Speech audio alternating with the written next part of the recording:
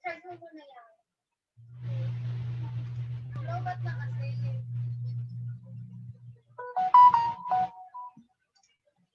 Baby, what's the call?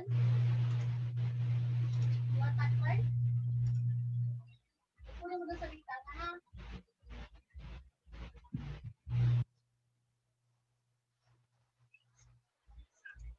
I-charge mo na yung Aldo. Lobat na okay. Percent lang yan, eh. Charge mo na yan.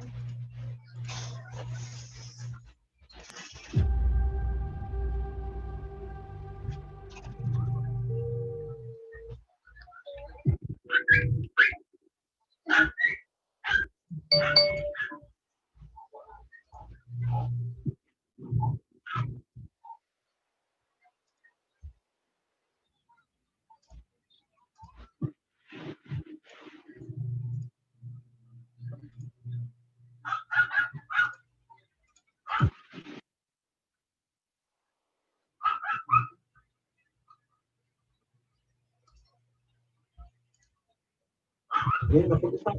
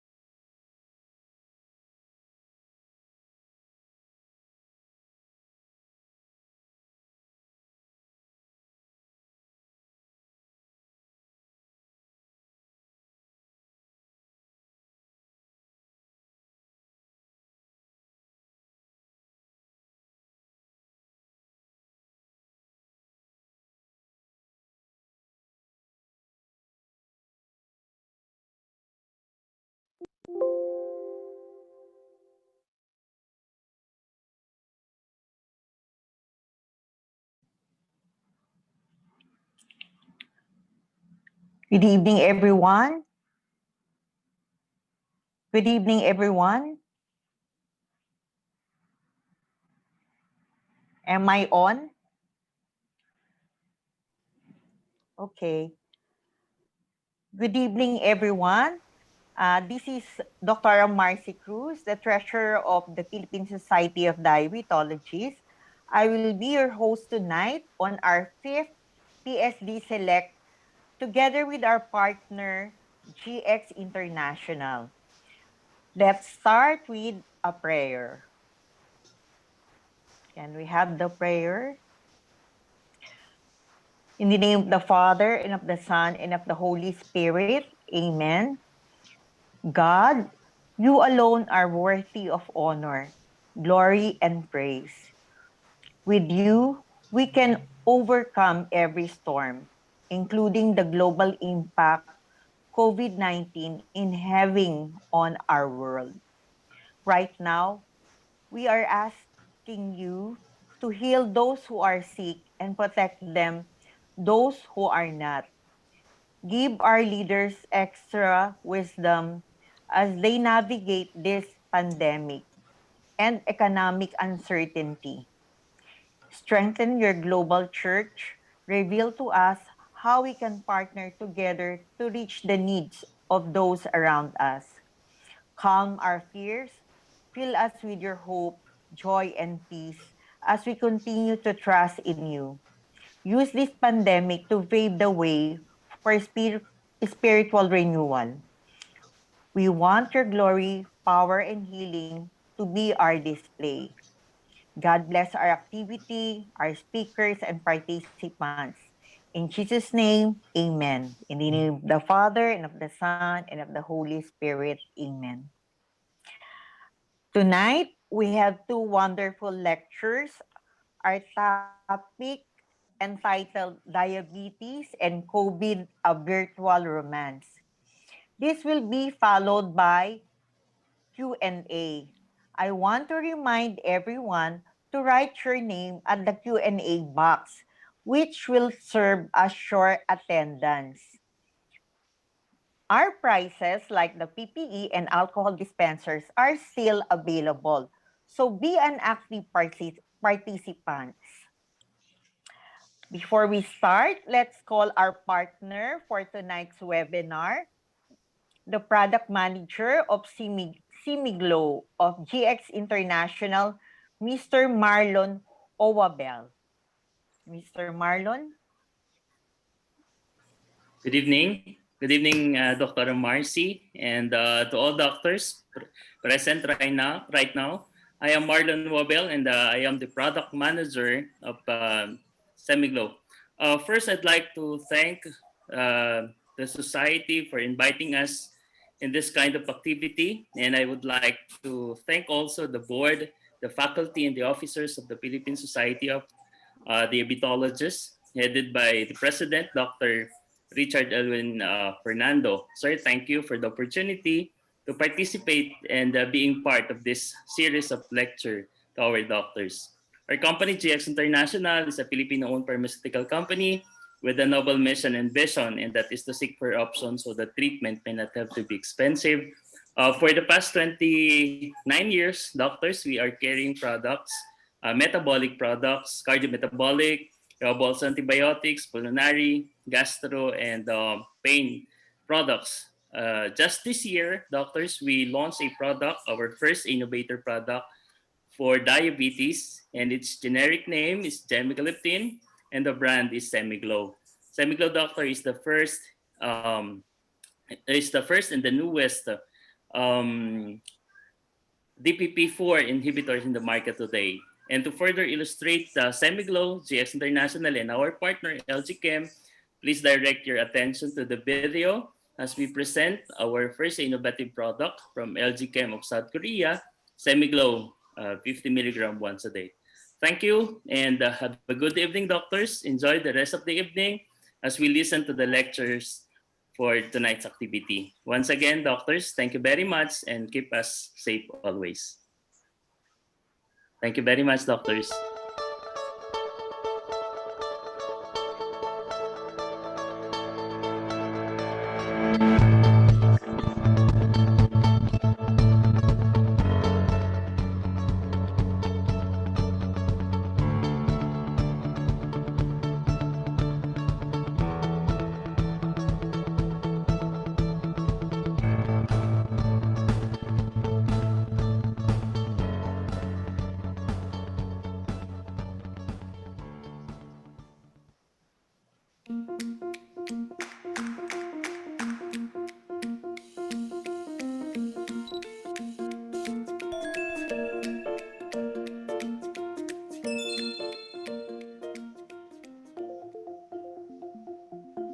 LG Group, which started as Lockheed Chemical Industrial Corporation in 1947, is a representative company in South Korea that is leading the future changes, centering on four major businesses of chemicals, electronics, telecommunications, and services.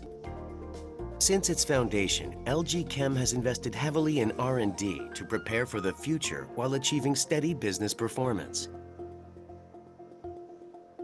In particular, as the full-fledged era of the Magok Science Park opened in 2018, LG Chem strives to concentrate on the convergence and the development of various existing and unique technologies. LG Chem has established a global network by operating production, sales subsidiaries, and R&D centers in major domestic and overseas markets. LG Chem is nurturing the red biotechnology business. The company developed a diabetes drug for the first time in Korea and successfully localized the production of hepatitis B and meningitis vaccines in Korea. It will continue to invest in new drug development and carry out open innovation to actively promote and expand the red biotechnology business. LG Chem, by putting customers first and carrying out changes and innovations for the future, strives to become a perpetual company that enriches human life. Solution Partner, LG Chem. GX International Incorporated is a Filipino-owned company founded by Mr. Rodolfo I. Gracia in 1991, with a vision and mission to seek for options so that quality treatment may not have to be expensive. GX International markets quality-assured pharmaceutical products from international suppliers who manufactured using high-grade raw materials through the state-of-the-art facilities of select Class A manufacturers like Daewoo and LG Chem. GX International Incorporated, committed to serve the Filipino best. As a new and innovative diabetes treatment, Zimiglo is an optimized DPP-4 inhibitor developed by LG Life Sciences. LG Life Sciences exclusive Zimiglo selectively binds to DPP-4 enzyme, among other DPP enzyme family. Through its unique chemical structure, Zimiglo has stable triangular binding bridges on the pocket and up and down solid binding bridges on the other pocket at the same time. So due to this structure, Zimiglo can strongly and stably bind to DPP-4 enzyme. Such as tight binding and long-acting characteristics of Zimiglo leads to significant increase in DPP-4 inhibition rate. Thus, Zimiglo can result in high increase of active GLP-1 level. With this in mind, you can expect the following features and advantages with Zimiglo. Firstly, Zimiglo can lead to potent HbA1c lowering efficacy in various regimens. Also, rather than other oral anti-diabetic drugs, such as sulfonylureas, Zimiglo shows more stable glycemic control. Thirdly, Zimiglo has various effects beyond glycemic control, such as renal protection and lipid control. With its selectively binding to DPP-4 enzyme, Zimiglo has a reliable safety. Moreover, Zimiglo has relatively balanced clearance mechanism, so that its concentration does not change even one of elimination routes is blocked. This guarantees the safety of Zimiglo. Therefore, dose adjustment is not required for the patients with renal and hepatic impairment. Taking a single pill once a day is enough. Zimiglo is an optimized treatment for type 2 diabetic patients. Potent efficacy. Stable glycemic control. Beyond glycemic control.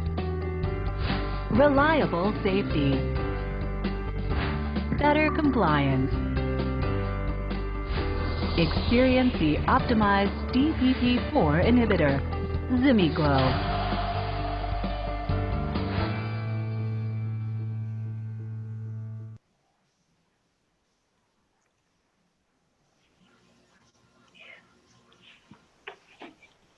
Okay, Thank you, Mr. Marlon Uwabe and GX. Um, so, the Philippine Society of Diabetology Special Edition lectures. The pandemic caused by the COVID-19 virus mostly affect our diabetic patients. They are at high risk of contracting severe complications caused by the infection. The PSD and the board of director has taken this opportunity to enhance our knowledge in pursuance of excellence in diabetology during this period. In line with this, we are having the PSD Select and mini case discussions. This is a series of virtual lectures, 1 hour each, to keep our alumni abreast of the latest updates in diabetes. To start, we have tonight. We have to. I want to introduce to you our moderator, Dr. Jamie Agra, with with with the topic diabetes and COVID-19. Dr. Agra? Okay. Good evening, everyone. I would like to introduce we have two topics today to give you. The first topic, I'll present you the first speaker. Our first speaker is a faculty of the UERMMC ISDFI, the current secretary of the Consortium of Government Diabetes Clinic, a board member of the Philippine Board of Clinical Nutrition. He was been the past president of the Philippine Society of Parenteral and Enteral Nutrition. Our speaker had her fellowship training in clinical nutrition at the St. Luke Medical Center at QC. She finished the Master of Public Health at the UP Manila College of Public Health.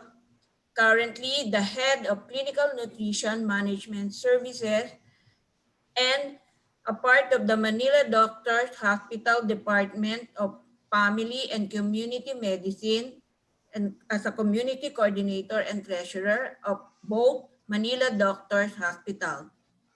She is also the Clinical Nutrition Service and Wage Management Center consultant at the St. Luke Medical Center in Quezon City and Global City. Let me introduce to you our first speaker who will talk about on BCO and Ali or Apo. Let's welcome Dr. Olive Guzman Quizon. Okay, good evening, everyone. Thank you, Dr. Jamin, for that kind introduction.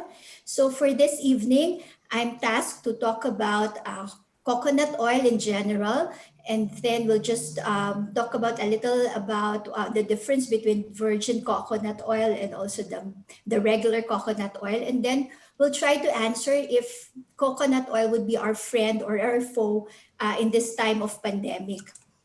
So for the next 20 to 30 minutes, I'll give an overview of fats and oils.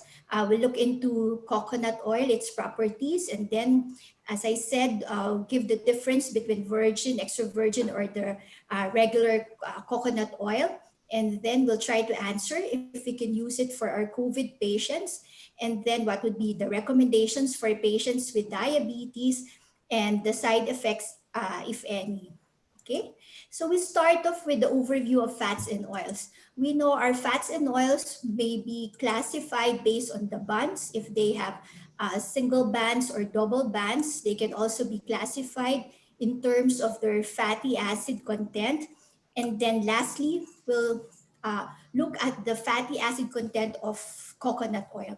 So your fats and oils, in terms of bands, we have single banded fats and oils which we called our saturated fats, mostly coming from animal, but we also have saturated fat coming from plants, which is represented by your coconut oil.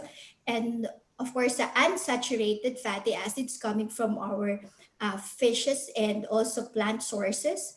Saturated fats may be divided depending on the type of fatty acids in terms of the chains. We have the short chain fatty acids. So these are the 4 to around 8 chains.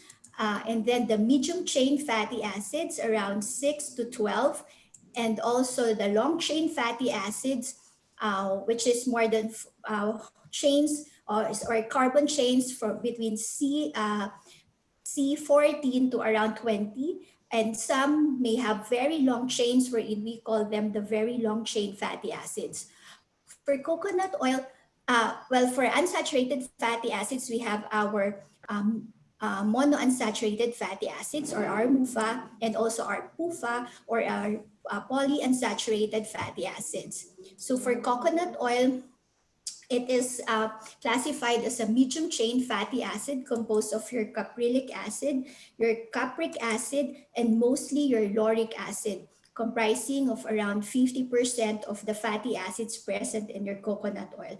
But some literatures would tell us that lauric acid may be considered as long chain fatty acid. So this is still not settled if it's really those opposing the use of coconut oil would say that it's a long chain fatty acid, but in general, we say that it's medium chain fatty acids. So this is the these are the specific fatty acids present in your coconut oil. These are the ones present in your RBD, or the refined bleach deodorized oil, or our cooking oil, and also from your virgin coconut oil. But most of them, if you'll notice, the majority of the fatty acids will be your lauric acid, comprising around 50%. Okay, so it's a combination of your actually your medium chain fatty acids and also your long chain fatty acids, but mostly medium chain fatty acids. So to differentiate the different coconut oil that we have been using, so the ones that we use for cooking, we call them the bleach refined deodorized coconut oil. So this came from the coconut kernels, which are dried, and we call that your copra. While your virgin coconut oil also from your coconut kernel, either fresh, dry, or fresh, wet parts of the coconut kernel. And the difference would be in terms of the process where you extract it. No? So for your the ones that we use for cooking, they are crushed and then undergo your distillation, while your virgin cocoa oil would just be extracted by pressing, or by using centrifugation, or also fermentation, or the use of enzymes to extract your oil.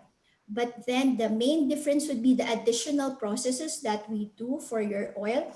If that oil is bleached, so that to eliminate the color, and to refine it and deodorize, eliminate also the odor, the product there would be our cooking oil that we use.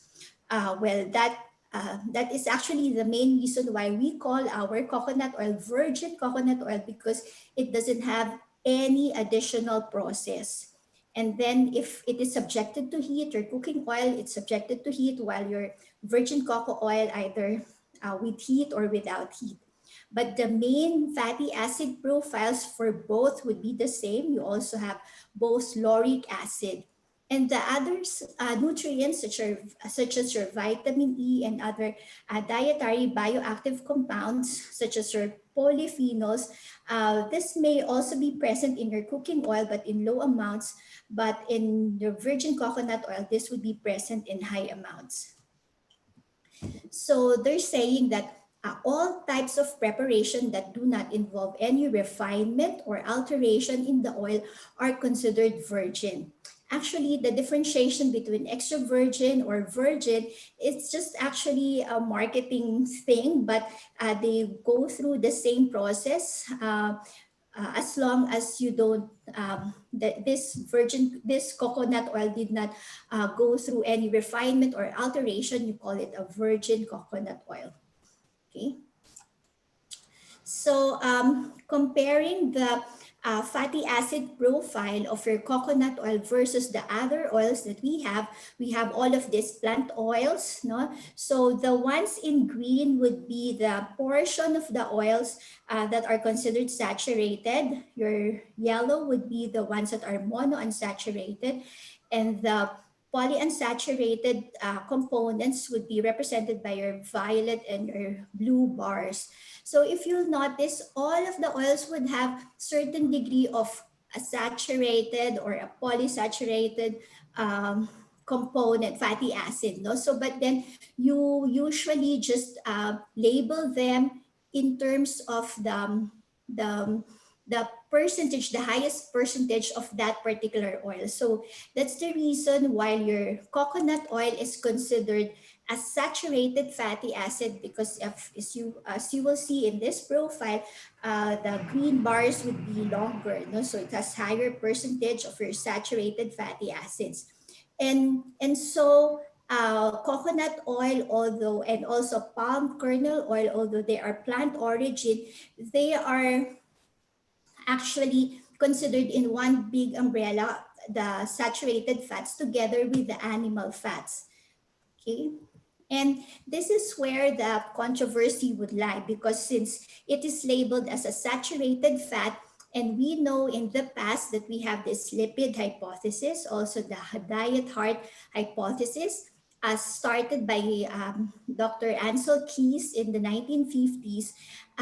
They correlated the use of your saturated fatty acids to have detrimental role or to increase the risk of your CVD. No? So that's why from then on, your saturated fatty acids are labeled as the bad fat, no? Because they are correlated with atherosclerosis, with cardiovascular diseases. However, if we go through the literature, we would see positive results, or saying that they are not really bad, and we can also see literature saying that they are really bad. But if you look at the literature, mostly those Asian literatures where these coconut oils would be more present, because we know tropical oils would be present in the tropical areas, no, in our areas, and in the US and in Europe, you don't have your coconut oil. So most of the data would say that in Asia, this should not be true, because not all saturated fatty acids would have similar effects on your low density lipoprotein. Well, it may increase in some studies, it's in animal studies, they're saying that your coconut fat or coconut oil would increase your serum cholesterol, but it may increase also your HDL. There's also a Philippine study on a small group of people. This is for humans, and they also mentioned there that there is an increase in HDL for if patients would be using your coconut oil, or people will be using coconut oil. But then mostly the increase in your LDL would be coming from your butter or dairy fat, which are high in your myristic acid, or the beef fat, which are high in your palmitic or stearic acid. And then also your cocoa butter. No, but then the highest contributor for an increase in your LDL would be coming from the animal fats, and not from the plant origin, which is just classified as a saturated fat. And so this anti-saturated fat issue actually became the agenda of certain governments in the US or in Europe, no? Because this has actually affected their own oils that they are promoting, no? Your soybean oil, so all the other polyunsaturated vegetable oils that they are promoting. I've read also some literature showing in history that after the war, prior to the war, US would be importing coconut oil from Asian countries, but then after the war, it has stopped, and they have produced their own oils using their own plant sources, and not use coconut oil in general. And so, actually, the Philippines for several years, they have been fighting for coconut oil. And actually, well, coconut oil is a main industry in our country. We also have the Philippine Coconut Authority, no, and we have been coconut oils with coconut in general, all the other products related to coconut would be helping all our farmers and our economy as well. No, so, but then last 2004, there was this letter from the US government saying that oils that are high in saturated fatty acids is really conducive to heart diseases, particularly the hydrogenated oils. But from this position paper of the National Academy of Science and Technology here in the Philippines, no, they had this position paper saying that coconut oil is actually a medium chain fatty acid, mostly composed of your lauric acid, as opposed to what the US data would be saying that coconut oil is more of the long chain fatty acid rather than a medium chain fatty acid. However, if you'll see in some papers, there are papers showing benefits on the use of your medium chain triglycerides, which contains mostly your caproic or caprylic or capric acid. No? And they're saying that we cannot directly apply the benefits of your MCT, which is mostly caproic acid, to our coconut oil because it's different in terms of the composition of the fat. So they're saying that, well, your medium chain, the reason that we are saying it's heart healthy because it is not deposited as fat.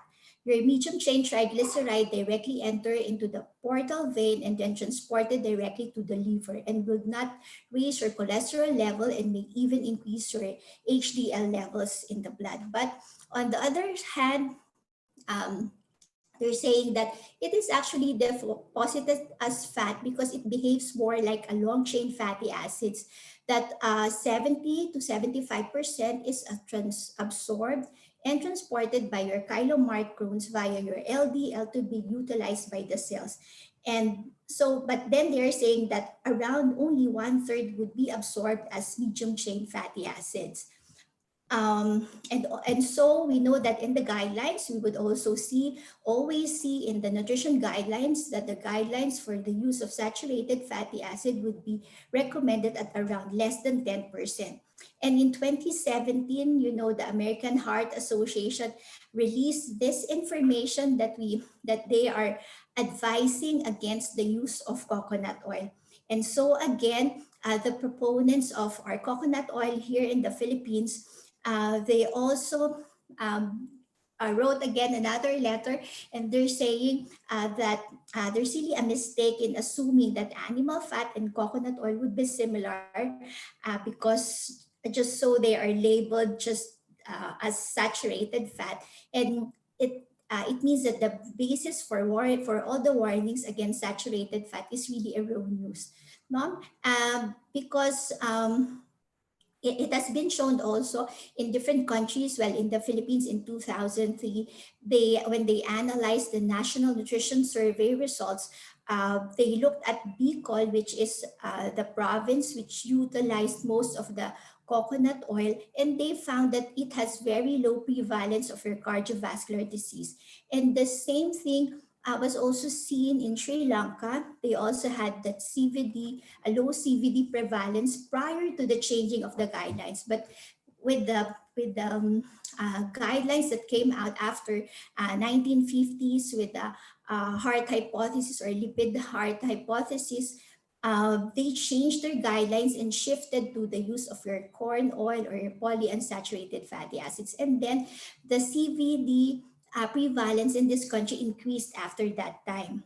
So they're saying that in the US data, we don't have enough data to support our claim that it is not harmful to the heart because they're looking for a randomized controlled trial, which unfortunately we do not have in the Philippines. What we have would just be epidemiological studies also in other Asian countries. So very few studies would support the claim that it is not harmful to the heart.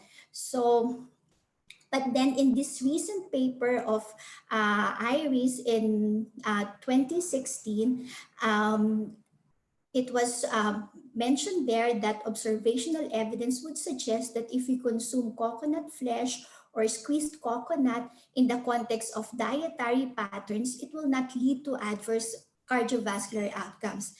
However, the authors had this caveat that they're saying that due to the large difference in the dietary and lifestyle patterns, these findings cannot be applied to a typical Western diet. But then they did not mention why it cannot be applied. No, so this is also the same contention that Dr. Dairi during that time wrote that position paper. So this is the mechanism that the proponents for saying that your coconut oil would not be harmful to the heart would be because of this physiology of the digestion of your medium chain fatty acids. So the yellow portion, it means that it goes directly into the portal circulation, while your long chain fatty acid, the ones in gray, would go into the periphery and would be deposited. No, so so that's the big difference for a long chain fatty acid and a medium chain fatty acid. Well, Dr. Fabian Dayrit actually had this paper published in the Philippine Journal of Science in 2014, saying that indeed your coconut oil is a medium chain triglyceride and not a long chain triglycerides, as some of the papers would say. And he actually differentiated the terms medium chain fatty acid and medium chain triglycerides. Your medium chain fatty acid is defined as chains between carbon chains of 6 to 12, wherein 12 would be would actually we call the C12 as lauric acid, and it is based on the metabolic and physiologic parameters. However, those papers using the term medium chain triglycerides actually utilized C8 and C10, so it does not include your lauric acid. And they have these two types, the commercial type of your MCT, which is actually a synthetic oil, which contains only your C8 and a C10. So, and it's actually caprylic acid or capric acid. And they also have natural triglycerides containing, so this is not the commercial type, which contains C6 to C12. And this is where your coconut oil would fall in this category. No, so that's the reason why some of the papers in the US would say that, okay, it's different from the MCT that we have studied because it is caprylic and capric acid and not lauric acid. So you cannot apply the benefits of your MCT to coconut oil. Well, Dr. Fabian Dayrit is actually the son of the late Dr. Conrado Dayrit, a cardiologist and a pharmacologist, who actually stood by coconut oil when the world was actually swayed against it. This is a quotation from the plaque that was given to him, no, post-mortem, after his death, no, in 2007.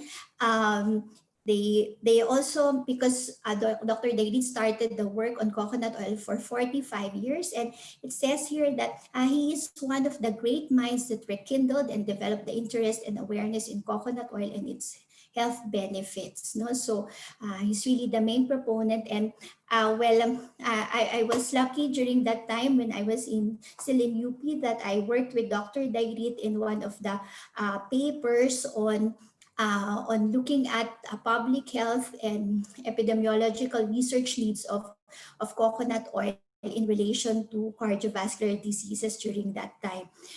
So, well, actually, that's just my my best experience on coconut oil. So everything else that I have mentioned, I just research it and base it on the evidence that we have. So probably I would be a bit biased on linking or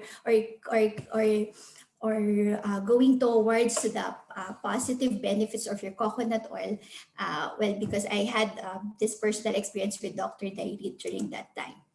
The main effects of coconut oil, there are various types, and we mentioned already the very controversial one where we had very conflicting results, and up to now we only have few randomized controlled trials and observational studies to say that it has benefit, no, in cardiovascular disease. There are some papers on diabetes, but it is mostly on animal studies, and you're saying that it's anti-inflammatory, has no CV effects, also increases but increases insulin resistance and lipid levels, but it's in animal studies. We also have papers on weight loss, but they have conflicting results, and this is related to the thermogenic effect of your coconut oil.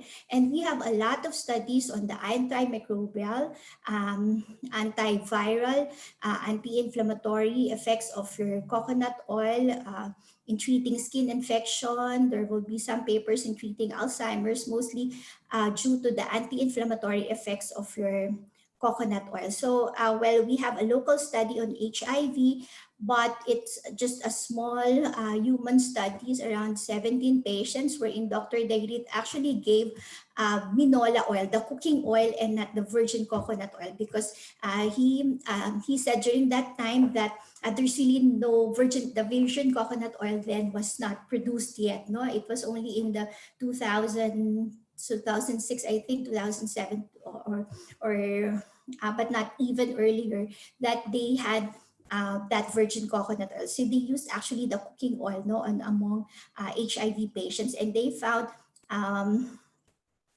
benefits, no, for HIV patients. And now we have ongoing studies on COVID. So, but then the rationale for using it for COVID will be mainly due to the antiviral effects that were seen, no, in the earlier studies. So this is from the PCHRD. So they're saying that we have this experiments now on coconut oil and COVID, and Dr. Dairit would propose 3 mechanisms on the antiviral activity of lauric acid and monolaurin. So the first mechanism would be your coconut oil would disintegrate the virus membrane. It will also inhibit virus maturation, and it will also prevent binding of viral proteins to the host membrane. So this would be the effects, no, of your monolaurin or your lauric acid, or both from, this would be the basis or the different studies supporting that it can disintegrate the virus membrane. Also, this would be all the other studies supporting that this would be the mechanism as to the antiviral activity of your monolaurin. Okay, but then they just base it on the Junin virus, no, as a causative agent of your Argentine hemorrhagic fever, no, for the benefit of lauric acid. So this would be the basis that they used during that time. So Dr. Dairit proposed this study to be done, and would be in 5 different groups being given standard care plus your VCO or your monolaurin or your monocaprin with or a combination, no? And so, in April 2020, this is a paper came out looking at or trying to answer if really a virgin coconut, if really virgin coconut oil can be used as adjunctive treatment to COVID-19. And they only identified 1 trial that they had in PGH. And then the key findings of that paper would say that, to date, as of last April, there is still no guidelines to mention that virgin coconut oil would be an option for your adjunctive treatment for COVID-19. No? But then recently, they're saying that they have completed the results. No? But then there's still the main guidelines is not there yet. Okay. So what about the use of coconut oil in diabetes? Well, there are very few papers on this, and there is actually no studies that assessed glycemic control as a primary endpoint. They usually look at CVD and then just look at fasting blood sugar or HbA1c as a secondary outcome or secondary endpoint. They found that in randomized controlled trials, those that A1C is actually not influenced by your coconut oil or your sunflower oil. No? So they used this in this study comparing the coconut oil and sunflower oil. And then they also showed that your blood glucose levels would not increase right away after a meal, or your postprandial blood sugar would not increase if you give it together with your coconut oil. And because we know that the physiology, we know that if we add fat, it will slow down the absorption of your sugar. That's why anything with fat would really not cause an increase in your blood sugar after eating. No, and then for this paper, VCO has been demonstrated to have beneficial effects in patients with less control of their type 2 diabetes, but it's just one paper. Looking at coconut oil and the risk of having diabetes, there's a small study saying that it did not observe a significant association between total dietary fat and type 2 DM, but it's actually not pertaining per se to coconut oil. This study is not just actually coconut oil, but including other fatty acids as well. No, so but then they found out that intake of your saturated fatty acids, including your lauric acid, which is the main component of your coconut oil, is associated with a decreased risk in type 2 diabetes. And then this is the animal study that I mentioned, that they found that in diabetic rats, it has anti-inflammatory and no severe risk and no increase in your severe risk. But insulin lipid levels are increased in your diabetic rats. So, well, what would be the recommendations? We know that dietary recommendations for diabetes, for fat, the range of the recommendation would be from 30 to 40%.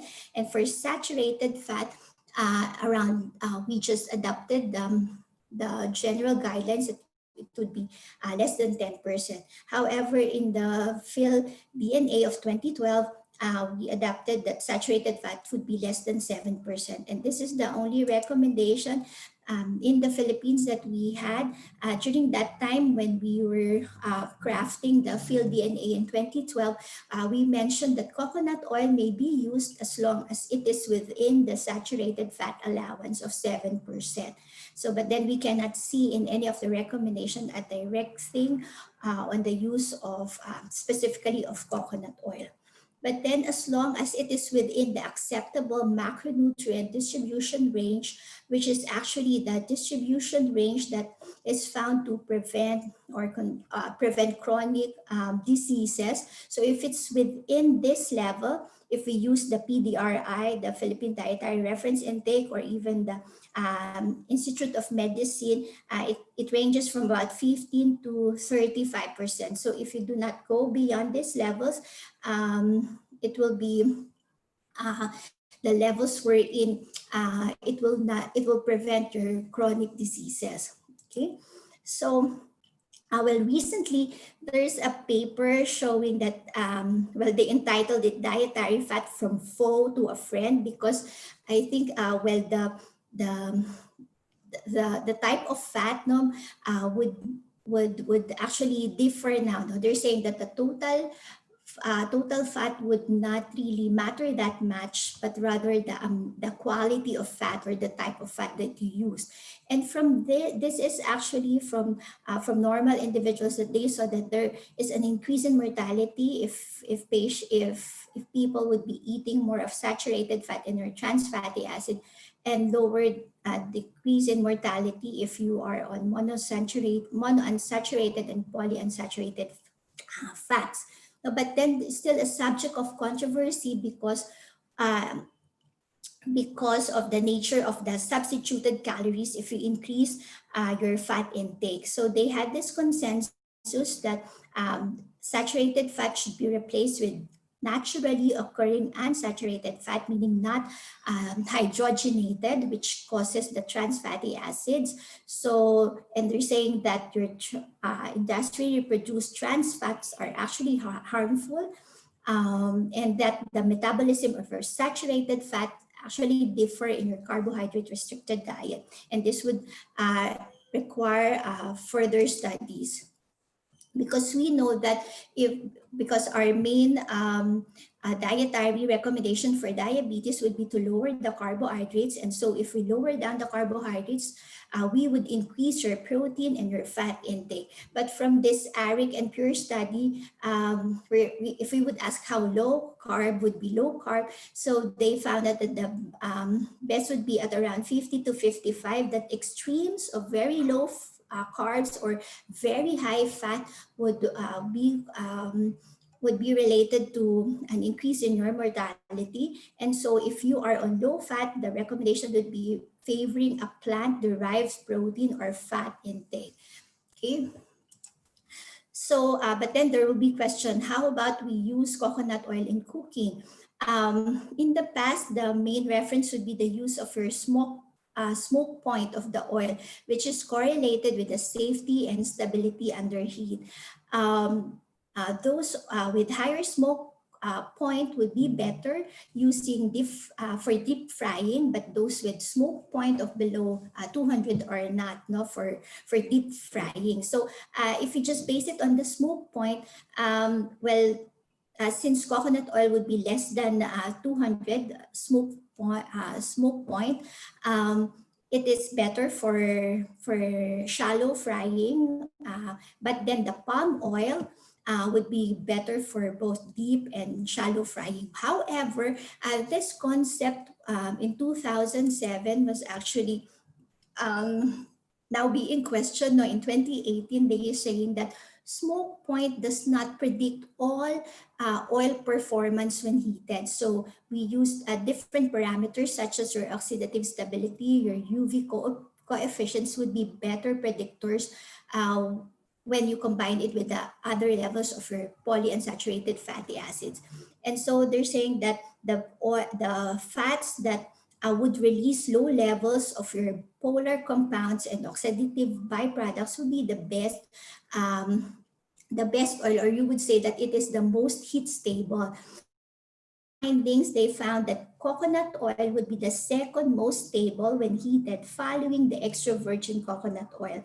But then among the your virgin coconut oil, your virgin olive oil is actually a monounsaturated fatty acid, and then followed by other virgin oils as avocado and high oleic acid. So the first most stable would be your extra virgin olive oil, and then second would be your coconut oil in this 2018 paper.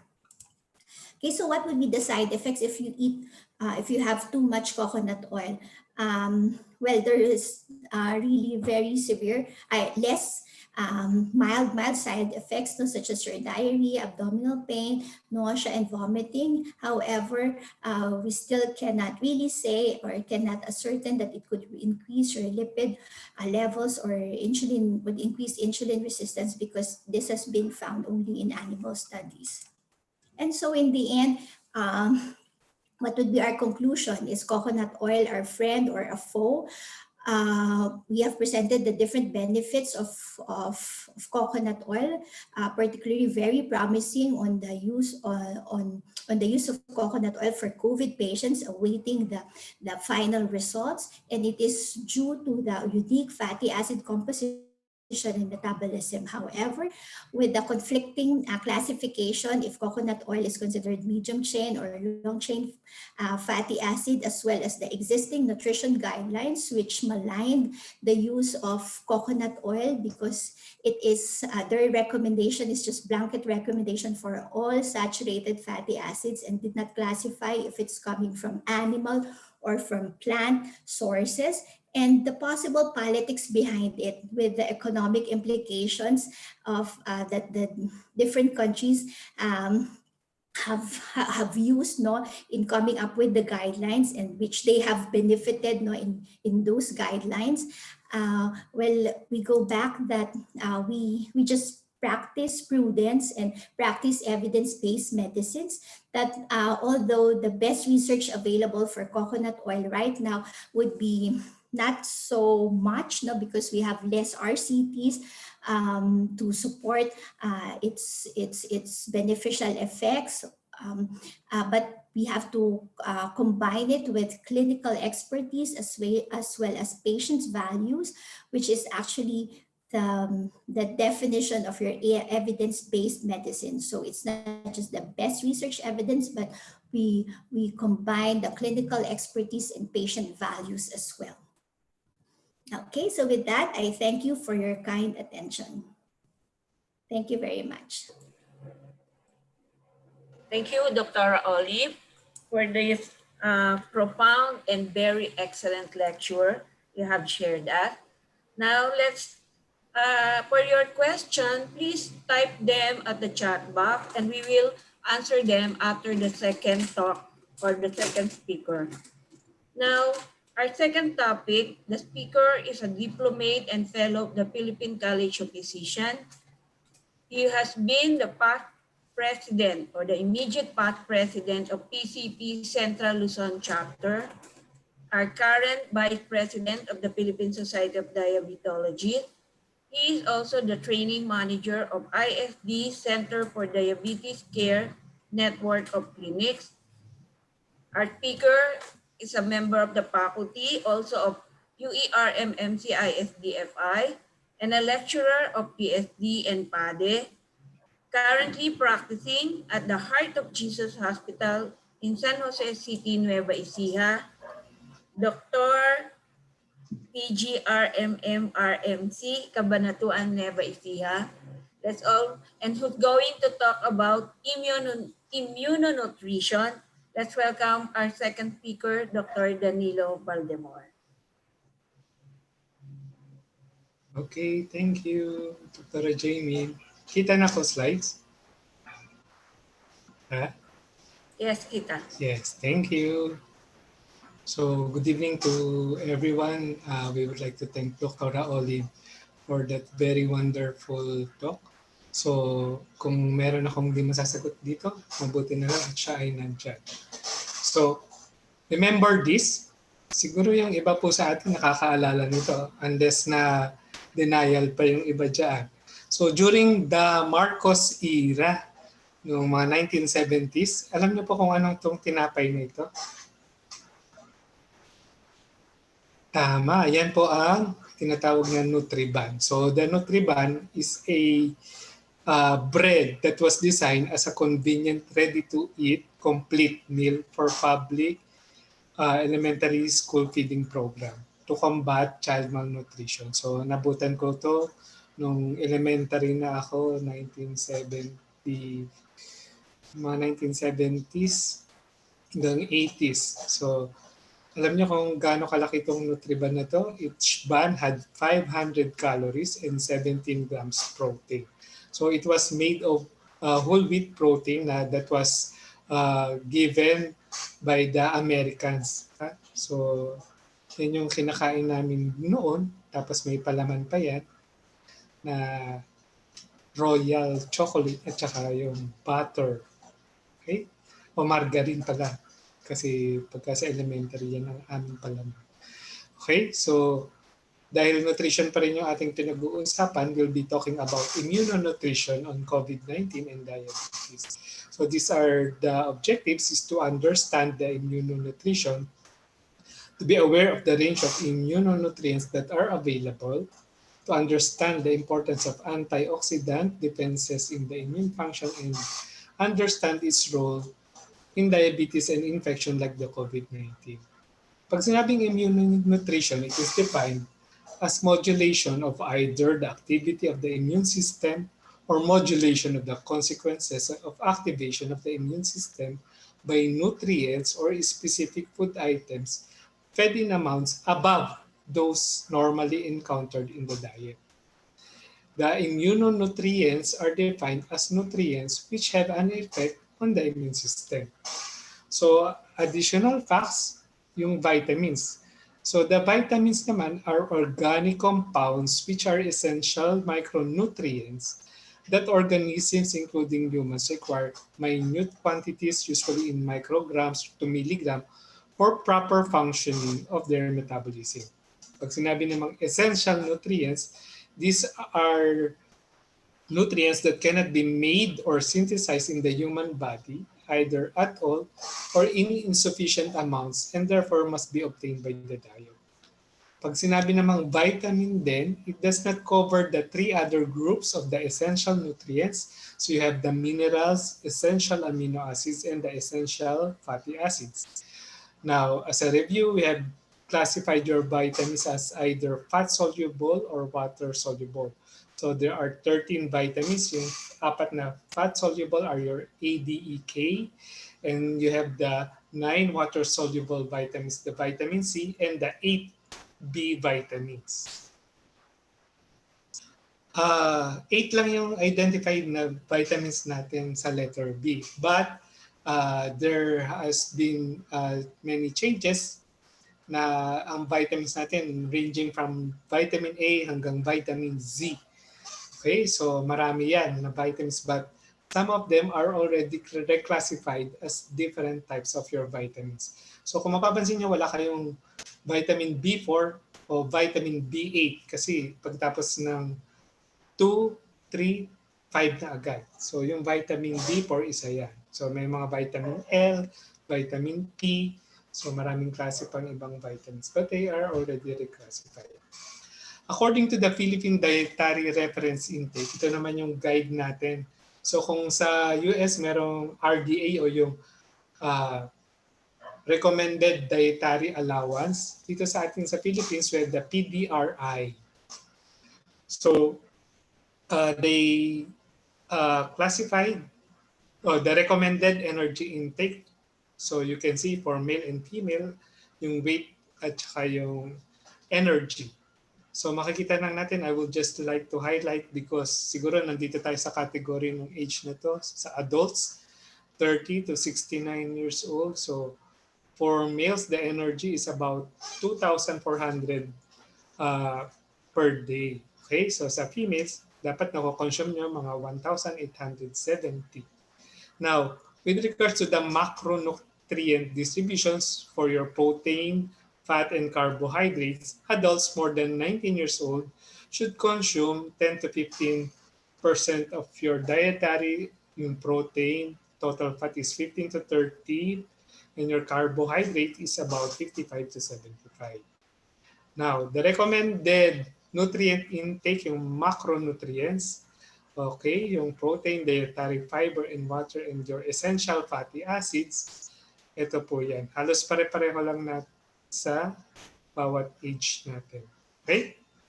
Now, with regards to the vitamins, so you can see in the heading, merong vitamin A, D, E, K, and the vitamin B complexes as well as the vitamin C. Dito sa atin, sa 30 to 49 years old o 50 to 59 years old, halos pare-pareho ang recommended nutrient intake. So, mapapansin nyo, mababa lang, okay, for us Filipinos. With regards to the minerals, so madami yan. Iron, zinc, selenium, iodine, and down the line. Makikita nyo rin that most of the minerals are mababa din yung recommended for the Filipinos. We'll not go much into the different minerals or the different vitamins. So I will just discuss to you some of the important ones that have been studied for patients with COVID-19. Okay? So in another recommendation, this is for the United States, EU, and Japan, yung comparing to them, medyo matataas ang kanilang recommended levels for vitamin intake. Okay? Now, saan ba galing itong mga vitamins natin? Nagsimula yung mga vitamin supplements during the 1940s. Okay? So doon lang nagkaroon ng mga vitamin supplements. Pero before that, most of our vitamins came from the food we take in. So these are some examples of the dietary sources of nutrients that support the immune system. So may different vitamins and minerals. So these are the good dietary sources. So available. Okay, so yung iba naman meron na din yan sa atin sa Pilipinas. Okay? Now, what will be the impact of infection on nutrient status? So although a poor nutritional state impairs immunity and predisposes to infections, the immune response to an infection can itself impair the nutritional status and alter the body composition. So there is a bidirectional interaction between the nutrition, infection, and immunity.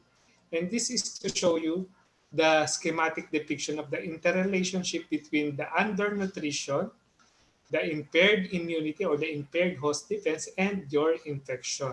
Okay, so bidirectional. So pag may problema ka sa infection, o kung may undernutrition ka, prone ka sa infection and impaired host defense.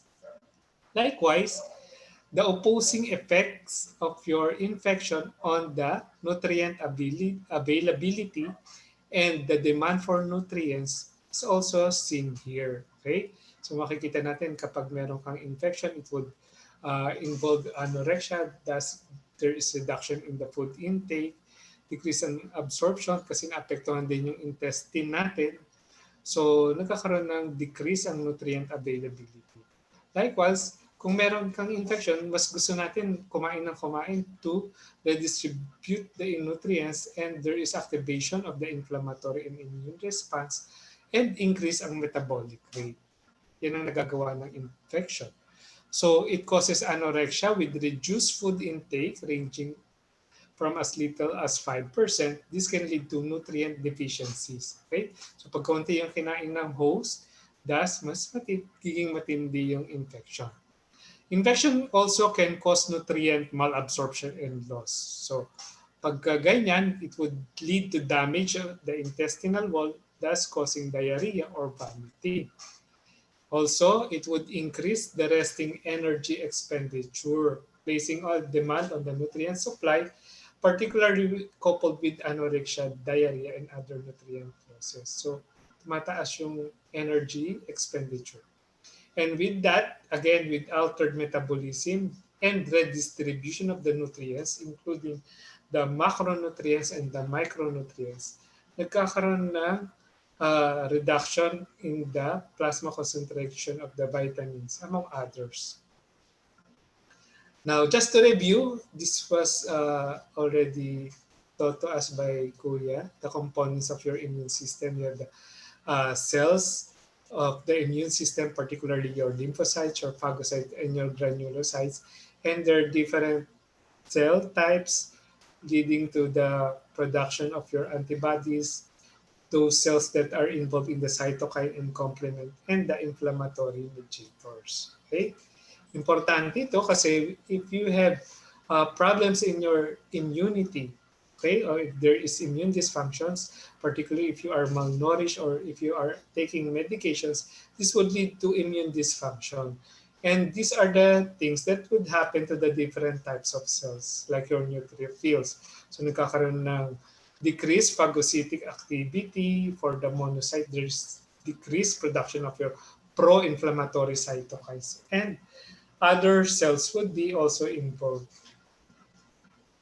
Now, what can we do? We need to feed the immune system. So the immune system would act to protect the host from the infectious agents, including bacteria, virus, fungi, and parasites that exist in the environment. So it's a complex system involving the various cells distributed in many locations throughout the body, okay? Particularly in the lymph and the bloodstream. Now, meron tayong two general functional divisions. You have the innate or the natural immune system, and you have the acquired or the specific or adaptive immune systems. So, kailangan yung functioning ng immune system natin is the key to providing a good defense against this pathogenic organism. Okay? And to the food components and to the cell. So, why should nutrition affect the immune system or the immune function? Kapag ang immune system is functioning at all times, but specific immunity becomes increasingly active in the presence of pathogens. So, kung meron kang infection or meron kang virus or bacteria, na-agitate na yung mga immune cells natin to increase its activity. And it would lead to a significant increase in the demand of immune system for substrates and nutrients to provide a ready source of energy. Okay, so kailangan natin the demand can be met from the exogenous source, from diet or from supplementation. Now, the cells of the immune system are able to utilize glucose, amino acids, and fatty acids as fuels.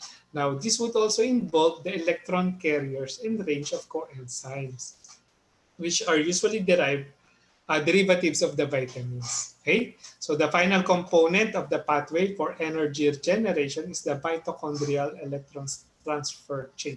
Pero hindi na tayo pupunta dyan. I'm sure you are well aware of what is happening in the electron transfer chain. But we have to take note that the electron carriers that have iron and copper at their active sites. So importante yan. Another important component is of the immune response is the oxidative burst.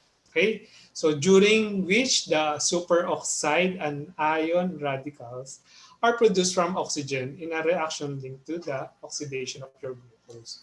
So meron tayong tinatawag na reactive oxygen species or ROS produced and can be damaging to the host tissue. Kaya minsan gumagamit tayo ng mga antioxidants for protection, okay, when necessary. Among these are the classic vitamins E and C. You have your glutathione, the antioxidant enzymes superoxide dismutase and catalase. Okay, and the glutathione recycling enzyme glutathione peroxidase. Pero during this lecture, I will not deal much on the glutathione. Okay? So, some of the antioxidant enzymes all have metal ions. Kaya importante itong mga minerals na ito. And the cellular proliferation is a key component of the immune response, providing amplification and memory, both in the division and replication of your DNA as well as all cellular components. Okay, so importante itong mga cellular enzymes o the antioxidant enzymes. Okay, remember po yung building blocks natin. So there are cellular building blocks like your amino acids that cannot be synthesized in the mammalian cells. So siguro naalala nyo pa ito during your chemistry. Private Tim Hall or in others, it is private Matt Hill. So these are the essential amino acids that are precursors for synthesis of your polyamines, particularly your arginine. So they play a role in the regulation of your DNA replication and cell divisions. So importante itong mga amino acids nito. Other micronutrients like your iron, folic, zinc, and magnesium are also involved in the nucleotide and the nucleic acid synthesis. Your vitamins A and D are also metabolized, which directly regulates the gene expression in the immune cells. And they play a key role in the maturation, differentiation, and responsiveness of your immune cells. In essence, the good nutrition creates an environment in which the immune system is able to respond appropriately to challenge. So irrespective of the nature of the challenge. So the response may be an active, destructive one or a more passive, tolerogenic one. So ibig sabihin, pwedeng maganda ang maging effect or pwedeng hindi rin. So sa pandemic, why is immunonutrition important? So during the last few sessions we have, na come up itong EVMS o the Eastern Virginia Medical School Critical Care COVID-19 Management Protocol. So it's one of the protocol in treating your patients with COVID. So this is developed by Dr. Paul Marik. Kaya ang tawag din sa kanya ay Marik Protocol or this is the MAT Plus Protocol. So just to have a rundown, this is kaya MAT plus siya kasi there is intravenous methylprednisolone, high-dose intravenous ascorbic acid or vitamin C. There is also thiamine or the vitamin B1 with low molecular weight heparin. Plus, kaya plus siya kasi meron siyang statin, zinc, vitamin D, famotidine, melatonin, and magnesium. Okay, so you can see vitamins and minerals play an important role in this protocol for COVID patients. So just to show you the critical care COVID-19 management protocol. So hindi ko naman i-discuss yung in detail to, but you can see as prophylaxis, they are you giving the vitamin C. Okay, quercetin is a flavonoid supplement din ito. There is vitamin B complex, zinc, melatonin, and vitamin D3 at 1,000 to 3,000 units per day. Okay, so yan ang ginagamit as prophylaxis. If the patient has mildly symptomatic patient o meron siyang symptoms, vitamin C again is given. Now, your vitamin D3 is increased from up to 2,000 to 4,000 units per day. Kasama pa rin ang vitamin B complex and zinc. Okay? Now, if the patient needs admission, kahit mildly symptomatic pa rin siya, binibigay ang vitamin C up to 2 grams per day. Now, your vitamin D3 medyo mas mataas. 20 to 60,000 IU a single oral dose. Okay? Again, vitamin B complex is included and zinc is included. So, yan ang protocol. Kaya pinag-uusapan natin ngayon itong immunonutrition. Now, could vitamins really help in the fight against COVID-19? So, pag-usapan natin in detail yung mga different vitamins and minerals. Okay? The influence of your individual micronutrients on the immune function. I'm sure most of you are taking vitamins nowadays and giving vitamins left and right to our patients. So we want to describe the importance of the selected micronutrients on immune function and susceptibility to the infections. These micronutrients have been chosen because each is widely studied and known to be of great importance for immune function. So let's start with the minerals. Okay, this is the zinc. Your zinc is important for DNA synthesis, in cellular growth and differentiation, and in an antioxidant defense. Okay, so all important to the immune cell function because it is a cofactor for many enzymes. Ngayon, kung ang pasyente natin may zinc deficiency, it has a marked impact on the bone marrow, decreasing the number of precursors to immune cells, thus leading to impairment of the innate immunity, including phagocytosis, the natural killer cell activity, and the respiratory burst, as what we have mentioned earlier. Now, with moderate or mild zinc deficiency, it decreases the natural killer cell activity, lymphocyte proliferation, interleukin-2 production, and cell-mediated immune responses, which can all be corrected by zinc repletion. Again, kapag tayo ay may sakit, mas nauubos yan, mga minerals natin, kaya kailangan natin din mag-supplement. And correcting it would lower the likelihood of diarrhea and of respiratory and skin infection. Okay? Particularly sa mga patients natin may respiratory disease. Next, mineral is your iron. Okay? So, kung meron ka namang iron deficiency, it induces thymus atrophy, thus leading to multiple effect on the immune function. The wide-ranging and include impairment of the respiratory burst and killing of the bacteria, T-cell proliferation, and production of your T helper 1 cytokines.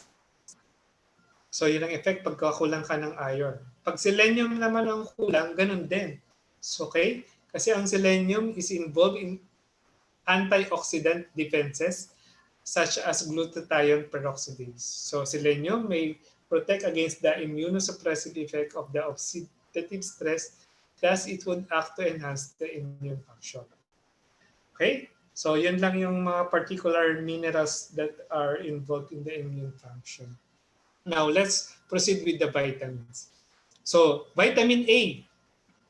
So, kung meron kang deficiency in vitamin A, it would impair the barrier function, alter the immune response, and increase susceptibility to a range of infection. Sa mga mice, sa mice study, it shows breakdown of the gut barrier and impaired mucosecretion. Kaya nagkakaroon ng diarrhea. Okay? So pag nasira yung barrier, it would impair also or it would facilitate the entry of the pathogens. So mas dadami siya. Ang property ng ating vitamin is it controls neutrophil maturation. And if you are deficient, may sisira yung neutrophils mo. Okay? And the phagocytic function also is impaired in ingesting and killing the bacteria. The natural killer cell activity also diminish. So vitamin A appears to be important in the differentiation of your regulatory T cells. Okay? And the retinoic acid seems to promote movement of T cells. Akala natin ang vitamin A para sa mata lang. Yun pala, it is also involved in the gut-associated lymphoid tissue. And interestingly, some gut-associated immune cells are able to synthesize your retinoic acid. Now, your vitamin A has a potential anti-COVID mechanism of action. So, yung sources natin ng vitamin A, yung fish and carrots, it would go into the liver and metabolize into retinoids. So you have your retinoic acid and your carotenoids. So this retinoic acid would increase your T cell differentiation and proliferation, thus leading to increased antibody response. Also, it would act as it would increase your surfactant production. Yung carotenoid naman would lead to decrease in ROS o yung reactive oxygen species. Ito ay nakikita natin sa mga pasyenteng may COVID na nagkakaroon ng acute lung injury or ARDS. So, importante yung carotenoid and retinoic acid for patients with COVID-19. So yan yung mechanism of action. Next, vitamin D. So vitamin D is a complex of vitamins. So you have your B1, 2, 3, wala kang 4. You have the 5, 6, 7, walang 8. And then you have the 9 and the B12. Okay? Sigurado, naalala niyo pa ang mga pangalan nito. Thiamine, riboflavin, niacin, pantothenic acid, pyridoxine, biotin, you have the B9 and cobalamin. Now, this is a very busy slide showing to us the effect of the action of your thiamine, okay, and its derivative. Looking on this, and kasama na rin yung ascorbic acid. So with these two vitamins, it reduces the anaerobic respiration and reduce the oxidative stress. Okay? However, the significance of this action on viral infections like your COVID-19 remains to be elucidated. Now, this is just to show you the different types of your vitamins here and the physiological role and its evidence related to SARS-CoV-2. So again, sa MAT+, you have your vitamin B1, yung IV thiamine, together with vitamin C and corticosteroids. It's shown to prevent deaths in people with sepsis. Now, your riboflavin, B2, and ultraviolet light effectively reduce the titer in your MERS-CoV. Okay? Yung B3 naman, in nicotinamide o yung niacin, it has a potential binding affinity for the SARS-CoV-2 protease. So yan yung kanyang evidence. Your B5, B6, and B7, wala pa silang mga studies. However, your B9 and your B12 vitamins also has a potential binding affinity to the SARS-CoV-2 protease. Okay? So next is your vitamin C. So again, hindi na natin ito masyadong i-discuss because we are all familiar that the effect of your vitamin C in the neutrophil uptake and your different cells, your B lymphocyte and your T cells. Okay? So nakakatulong siya. Now, very particular tayo, will focus more on the vitamin D. So your vitamin D is the name given to a group of vitamins. So iba, marami yung klaseng vitamin D. Now, your vitamin D2, like your ergocalciferol, is found in your plants, while your vitamin D3 is found in your animal, or the cholecalciferol. Okay? So, they are pharmacologically inactive. Pero pagka pumasok na sila sa katawan natin, like in this diagram, when it enters the liver, it would be metabolized into your 25-hydroxycholecalciferol. Okay? Sa kidneys, it will be metabolized as the active form or calcitriol. Okay? And then sa kidney, then mamimetabolize yan into your weakly active form of your vitamin D. So this is the metabolic pathway of your vitamin D. Now, it's important also in the bone metabolism and regulation of your calcium concentration. It increases the absorption of your calcium from the gut and reduces the amount lost by the kidneys. So very important yung vitamin D because we have receptors of in the skin, and the vitamin D may have other roles. So we get vitamin D with the help of your UV or your ultraviolet B. Okay? So ngayon, sa mga countries na matataas o malalamig, especially during the winter, wala silang masyadong vitamin D. So very important to take the vitamin D orally. Okay? Katulad sa mga Europe, wala silang masyadong araw, kaya kailangan nilang uminom. So this is according to one trial that people should then take more than 4,000 IUs. Okay? Minsan nagiging harmful. Sa mga children, 50 micrograms per day yung recommendation. So taking too much or too many vitamin D supplements over a long period of time, masisira naman din yung ating bones and damage to kidneys and heart. So this is just to show you yung mga different foods natin and their quantities of your vitamin D. Now, sa UK, there is a problem in vitamin D. So there is deficiency in vitamin D. So ito yung mga persons or people at risk of vitamin D deficiency. Sila yung mga children under 4 years old, mga pregnant and breastfeeding women, and the people over 65 years old, okay, are considered vitamin D deficient. Kaya yung mga age na to, sila yung prone din sa COVID-19, di ba? Nakikita natin sa mga patients. People with low or no exposure to sun, okay, are examples who cover their skin for cultural reasons, are having vitamin D deficiencies. Now, ito very interesting, di ba? People with darker skin, for example, yung mga African Caribbean, or South Asian family origins, like the Filipinos, can be considered high risk for vitamin D deficiency. Okay, so just to show you the effect of your vitamin D in the immune system, it binds to these cells and facilitates gene expressions that makes the cells better at killing pathogens. So this is the on the adaptive immune system, yung vitamin D. Okay, it comes the adaptive immune system, cytokines levels drop and the inflammation is decreased. So yung cytokine storm na babawasan. Okay, kaya the ARDS and ALI nababawasan din. So again, this is the potential mechanism of your vitamin D among patients with COVID-19. Okay, so it affects the cell, the innate and the adaptive cells. Okay, so there is reduction in the cytokine storm.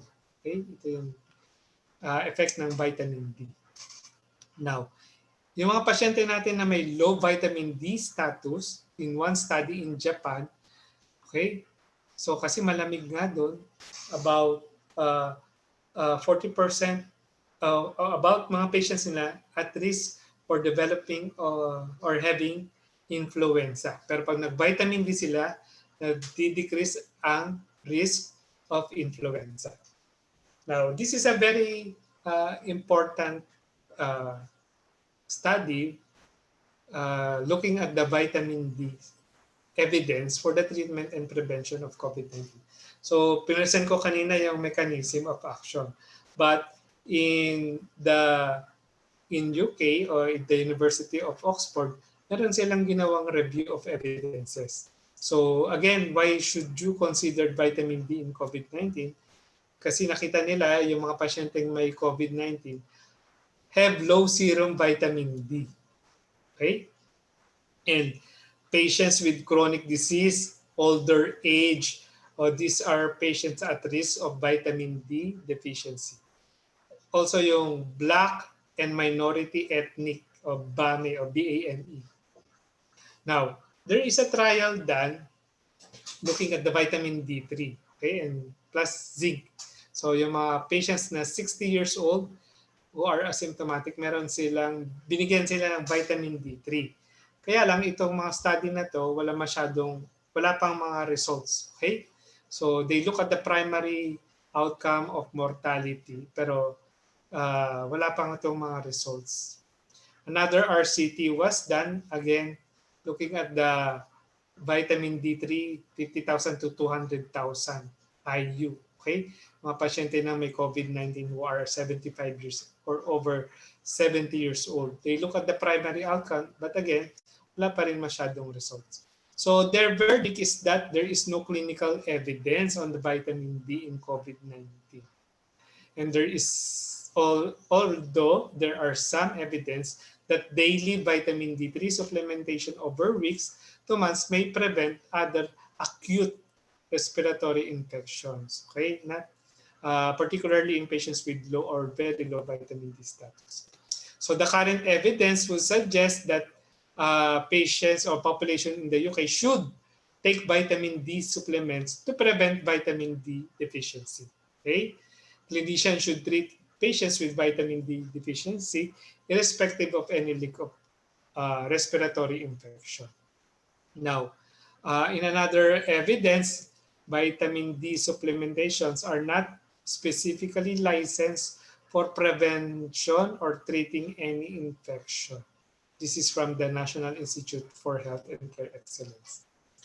Okay, so medyo contradictory, but in the advice that you should take your vitamin D. Now let's go to another vitamin, which is your vitamin E. This is a major lipid-soluble antioxidant. Okay, the free radicals and lipid peroxidations are immunosuppressive. Kaya maganda rin itong vitamin E because it enhances the immune response. So these are the action of your vitamin E. It decreases lymphocyte proliferation, natural killer cell activity, and specific antibody production. So overall, lahat ng vitamins na binabanggit ko, it has potential for immune system. Okay? So again, your alpha tocopherol decreases suppression of your by your prostaglandin, increases your T cell proliferation, and this would be the effect.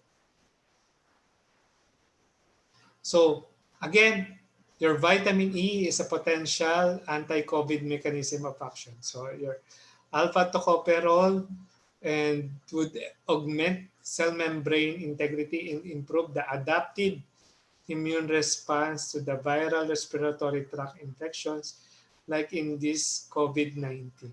Okay, so reduction in ROS, increase ang antibody response, so decrease ang ARDS. Now, just to summarize, ito yung mga meta-analysis on the micronutrients and respiratory infections. Mostly, the meta-analysis are done in children. Okay? So medyo madami yung vitamin A, mostly in children. These are the main findings and the stated conclusion in the abstract. So with vitamin A supplementation, it is associated with the reduction in morbidity and mortality in children. Yung vitamin C naman, again, all trials found that there is decrease in the incidence of pneumonia. Your vitamin D has a positive effect against respiratory tract infections.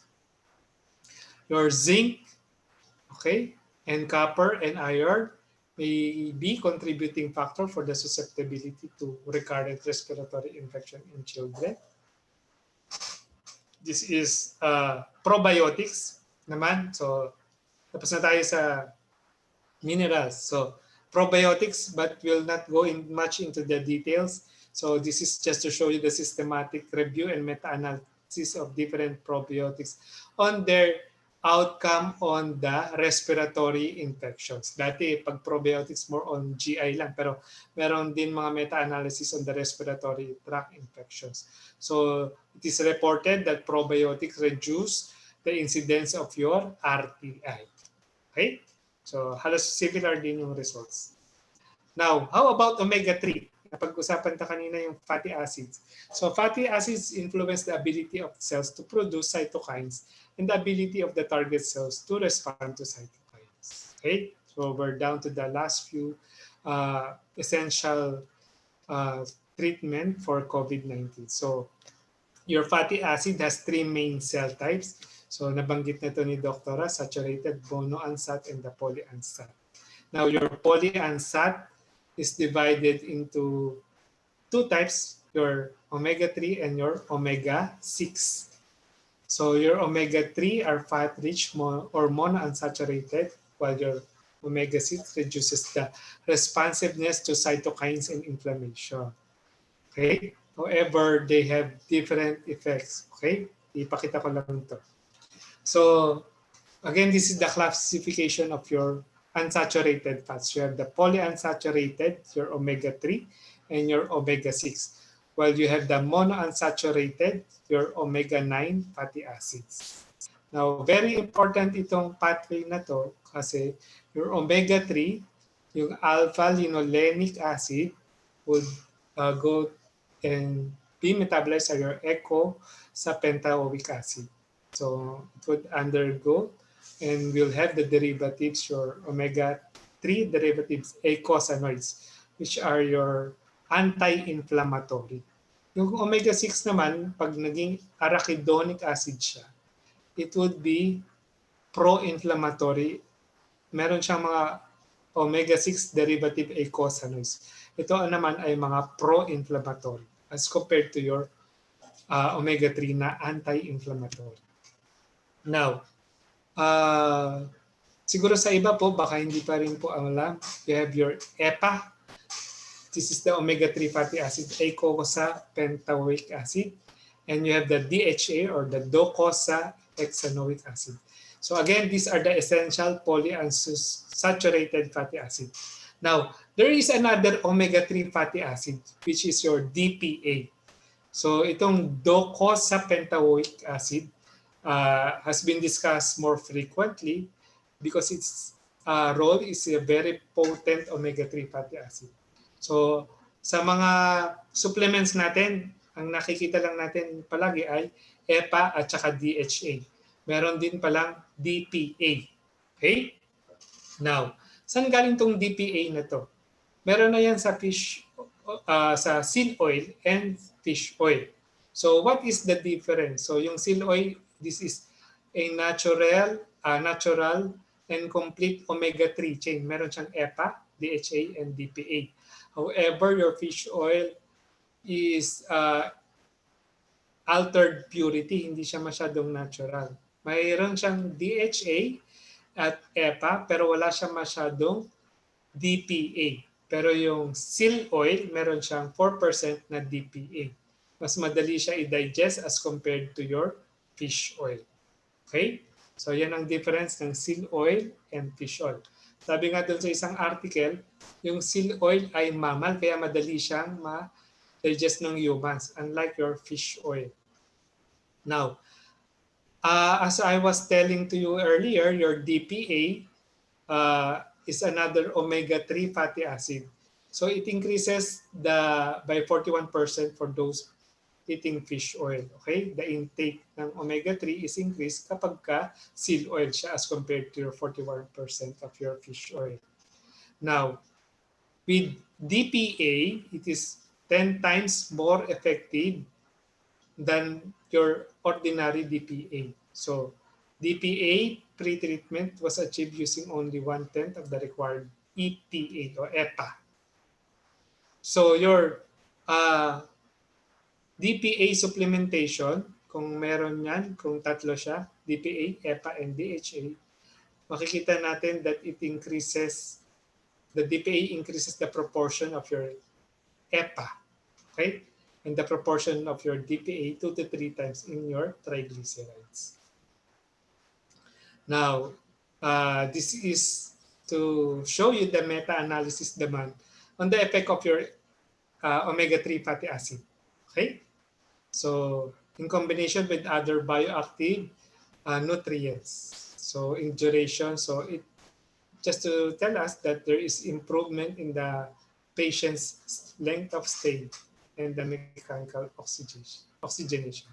So again, these are the mechanism of action of your omega-3, your sulfur amino acids, and your arginine and your glutamine. And this affects on your immune function. So ito yung mga antioxidants natin. Again, you have your different antioxidants in the blood. Okay, particularly your glutathione, ceruloplasmin, albumin, and metallothionein. So just one slide on glutathione is it decreases. It has an effect on the infection, and it has been shown to be suboptimal in wide range of clinical conditions in human immunodeficiency virus infection, hepatitis C, type 2 diabetes, and MI. So, according to ADA, yung nutrition therapy for adults, ito naman yung consensus or requirement or recommendations on the micronutrients and risk of medication-associated deficiency. So, if the patient has deficiency, then we should assess for the vitamin deficiency status. Isa lang yung nakita nila for MNT, yung mga pasyente natin na naka-metformin, kailangan natin i-assess ang B12 status at kung siya ay merong deficiency, then you give vitamin B12. Okay? So this is the position statement of the nutrition and immunity in COVID-19. Okay? So may lack of acquired immunity in populations. So no vaccine pa, uncertainty about the true infection rate. However, the nutritional advice is considered appropriate at this time. So there is much evidence that antioxidant nutrition and related nutrition supplementation or support to the immune system to function properly. So these are the recommendations of the specific nutrition doses for vitamin E, zinc, vitamin C, and vitamin D for elderly patients. Okay, so these nutrients has been shown to enhance the T cell and the B cell antibody immunity in human studies. So in summary, a well-functioning immune system is the key to providing good defense against pathogenic organisms and to provide tolerance to non-threatening organisms. And the immune system is complex, okay? So micronutrient deficiencies would impair immune functions. Kaya importante sa atin ang mag-supplement din. So these are the references. So kung gusto niyo po basahin, mayroong book on nutrition and immunity and the different studies mentioned in the lecture. And with that, I'd like to thank you for your attention. Okay. Thank you. Would like to thank you, Dr. Danny. Mukhang favorite mo yung biochem nung time ng medicine, and for giving us a very extensive and informative lecture on vitamins and minerals on immune nutrition, especially using them in COVID-19. Hello. Thank you. Well, can we invite Dr. Olive and Dr. Danny for our Q&A? Yes, Jamie. We're here now. Screen, Dean.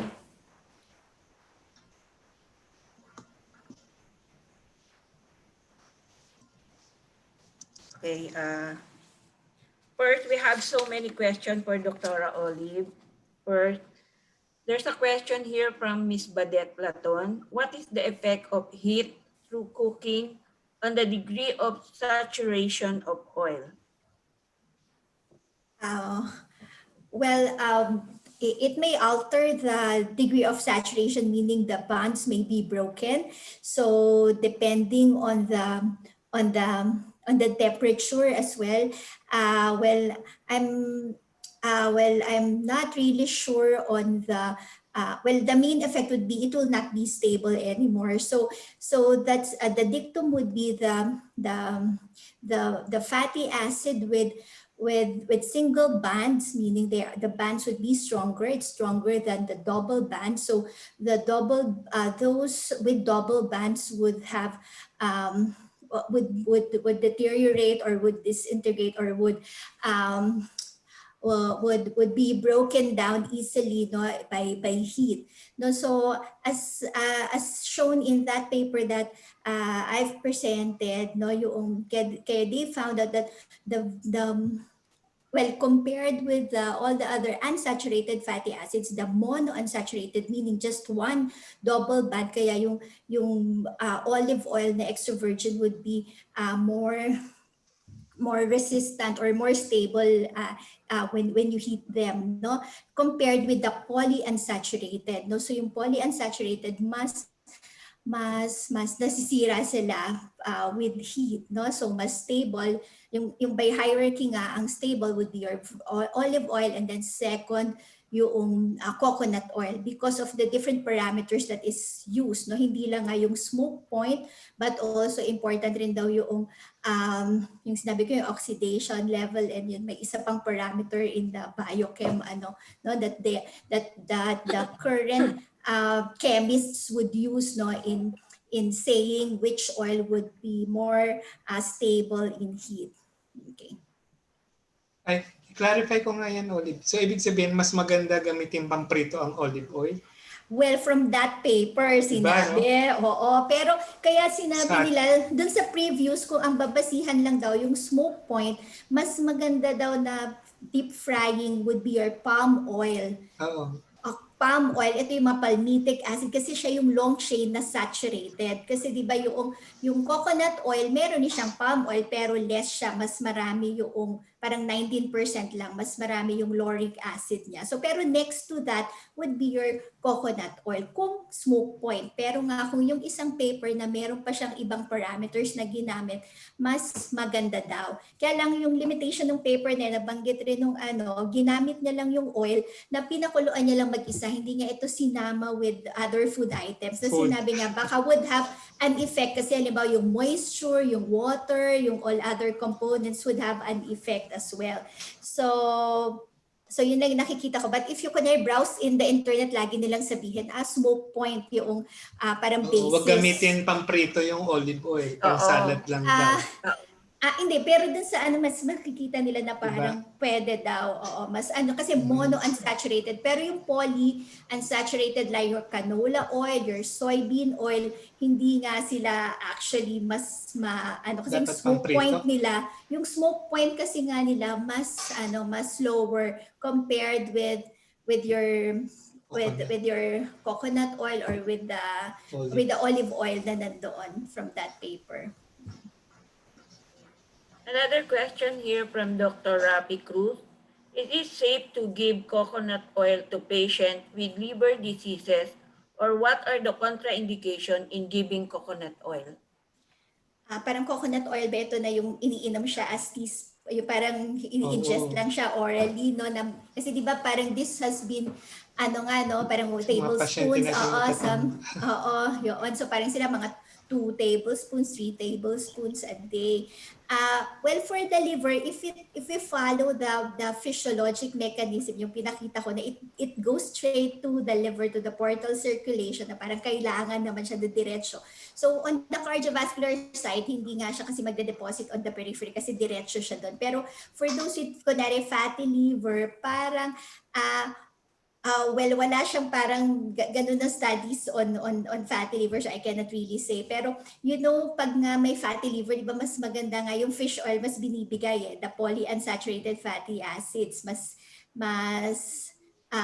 binibigay mo pa siya, no? Your omega-3 fatty acids, mas binibigay mo siya with those with mga liver pathology. Minsan mas kami kunyari pag yung mga inpatients, we have formula na omega-3 fatty acids. So pag may mga matataas minsan yung we know pag mataas yung triglycerides, diba, we give also fish oils, diba, to them, omega-3 fatty acids, and it would help. No, so what I can know baka ngayon for those per coconut oil, I don't know kung talagang para makaka-cause pa siya nung magstay pa dun sa liver. Kasi I have not seen as that study for that, no, kasi I just looked at cardiovascular and coconut oil, not cardiovascular diseases and coconut oil, and not liver diseases and coconut oil. But if it goes straight to that, well, probably it will be used kasi nga pala in the de novo synthesis ang ginagamit nila yung palmitic acid naman, so it would lessen its use, kaya parang mako-convert siya into energy right away, no? Yun rin yung parang pwedeng explanation why kunyari regarding kunyari in ketogenic diet na sila, low carbs and then high fat, kasi ito ang ginagamit mo na energy, hindi mo siya so na-utilize mo siya right away compared with your carbohydrates. I'm sorry, Dr. Rafi, parang di ko na-answer directly yung question because I cannot really say, no, kung alin doon. Okay. Gano'ng karami ba? Ako magtanong. Oh, sige. Excuse. Gano'ng karami bang olive oil? Olive oil. Coconut oil pala. Kasi walang sinabi, walang sinabi, wala nga pero siguro we just stick muna currently with the recommendations sa sinabi nila between 10 to 30% of your total calories. So, parang allowed for fat, no? But then it includes everything else, hindi lang yung coconut oil, all the other fat that you may be eating in your diet. So, pag pinakompute natin yung sa dietitian, I don't know sila Ma'am Badet nandyan, kasi one teaspoon would be 5 grams of fat eh. So, kung halimbawa pag kinompute mo baka, kunyari kung 10%, kunyari lang 10%, kunyari 1,000 calories kailangan mo. So, you have, ilan yung 10%? So, it's 100? 100 calories. So 100 kasi 1 teaspoon, 5 grams equivalent to 45 calories. So parang kung 100, parang 3 teaspoon lang yon, di ba? Para for, yun lang yung allowed. 1 tablespoon lang allowed. Oo, 1 tablespoon kung 10% mo kinompute. Pero kasi syempre, i-compute mo pa dahil all other food items, meron pa rin fat na kasama. So that should have been computed. So minsan mga ganun nga lang yung na-allow nila. Parang 1 teaspoon, baka mga 1 teaspoon per day or 1. Nandun sa study, sa UP. Sa PGH, ang ginagamit nila, meron silang 5, parang 1 tablespoon, parang 3 times a day. How many milligrams? Meron ganun eh. Mas mataas. So, we don't know yet. Okay, there's another question here. Diba, we have the byproduct nung pag binoboil mo yung coconut oil, yung latik. Tinatanong ni Ate Layden, if yung byproduct daw ba na latik is a virgin coconut oil?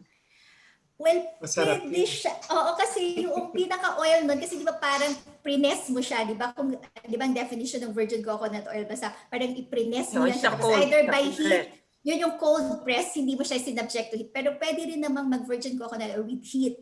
No? So pag prines mo siya, tapos di ba hinit mo siya, naging na siya, naluto na siya. So yung oil na natira doon, yun yung, hindi siyang virgin. Hindi, virgin pa rin siya kasi hindi ka naman yung extra. Oo, hindi yung latik. Yung latik mismo kasi. Hindi yung latik, yung oil niya. O yung oil niya, pwede siyang virgin kung ganun lang siya. Ito nga pinapahid niya yung mga matatanda. Oo. Actually, yung difference nga sinasabi nila, baka pwede rin kaya yung coconut oil kasi since pareho rin. Yung dati, meron yung sa monograph na i-present nila, si Dr. Derry, sinabi niya, yun nga, we use niya minola oil nung wala pang virgin coconut oil. Kasi ang problema lang with the cooking oil, parang sobra siyang sobrang sticky, yung consistency tsaka yung lasa, Pag mas hindi lumamig, palatable. Oo, tapos magbubuo na siya, parang mas mahirap kainin. Kaya parang mas okay na sebo. ito yung virgin coconut oil kasi parang mas masarap yung taste, yung palatability and all. Well, in that conference nga, nag-conference kasi, conference of the virgin coconut oil producers and the their conference. So sinabi na, naku, pag sinabi mo yung Dr. David, baka mawala na rin yung industry namin kasi kung pwede rin pala yung cooking oil, di wala na itong virgin coconut oil. Pero nga sabi niya, kasi nga mahirap mo naman yun, yung compliance, pag ginagawa mo siya into, tagang kakaiinumin mo siya orally, mahirap mong ibigay because pangit yung taste, tapos yung consistency, no, hindi siya maganda. Pero sabi niya, basically, pareho. Pero as I showed you, parang nakita nila recently na may maraming vitamin A, may polyphenols which would be responsible for the effect of virgin coconut oil compared with your mga regular oil na yung bleach, deodorized, and refined cooking oil natin na ginagamit. Ito pa yung one interesting. Since sa Philippines, there are a lot of coconut tree. Tanong ni classmate Eden Karingal. Which specific area in the Philippines where you can find the best coconut oil to be harvested with the best chain virgin na virgin? Siguro yung magiging makakakuha ka ng, para magkaroon ng virgin coconut oil na produce. May specific variety ba? Well, from the reading, sabi it would matter yung age ng coconut. Kailangan mature, yung lupa, yung geographic location, at saka daw yung tawag doon yung species, parang it would matter. Pero hindi lang sinabi dun sa nabasa ko kung saan yung parang mas maganda. Pero kasi yung ano na yun, parang conference of all the virgin coconut oil producers. Lahat naman sila, they're all over the Philippines Pero hindi lang doon nabasa, hindi ko alam kung saan mismo. Pero it would matter daw. Talagang may ganun na lahat ng virgin nagsama-sama. Hindi kasi di ba big industry na siya sa atin. Yeah. So nung nagsisimula sila, afraid nga sila kasi baka daw matulad sila dun sa, naalala mo yung dating nata de coco na craze, di ba? So ayaw nilang magaya dun sa nata de coco na biglang parang nawala na lang in the market at mas kaya na-push ito talagang virgin coconut oil. Meron talagang council na nagre-regulate sa kanila. So meron naman yung support yung government. Kaya lang yung research yun yung problema. Kaya hindi talaga tayo masabi at makakompete doon. Kasi makasulat sila. Kasi parang sinasabi, pag palang binanggit pa lang yung virgin coconut oil, baka in publication, coconut oil mismo, hindi na kagad lahat na papublish. Kasi nga parang, di ba, in the US, medyo bias dahil ayaw nila lahat sa coconut oil. And for Dr. Danny, from Dr. Ariel Ilaya, it is safe to give multivitamins daily for long period of time. Same true with vitamin E. Siguro sa atin lahat, umiinom tayo ng vitamins, particularly mga multivitamins. Kaya kung safe naman yan. Kasi dati, wala naman talagang supplement or supplementation. Nakukuha natin yan sa diet lang. Pero kung ang diet natin ay sapat naman, hindi naman natin kailangan mag-vitamins. Pero nowadays, dahil siguro marami tayong mga processed foods na bumababa din yung mga immune system natin na sisira. So sa tingin ko, kailangan talaga natin nagba-vitamins. Iba-iba lang yung preparation, di ba? Meron akong isang pasyente, hiwalay ang vitamin E, hiwalay ang vitamin B, hiwalay ang selenium, hiwalay ang zinc. Pero sa tingin ko, hindi naman kailangan na hiwa-hiwalay pa. So isa lang siguro na multivitamins. Pwede na. Oo. A to C. Oo, pwede na yan. Walang pinapromote na brand. Marami naman yan. Ganun din siguro yung vitamin E. Kahit ano naman, kahit yung vitamin D rin, pwede naman na natin inumin yan everyday kasi there is a recommended dietary allowance for the vitamins. Okay, another question for you, Doc Danny. How long can we give melatonin in patient with COVID and the dosage? Nandun yung sa MAT, di ba? Sa MAT protocol.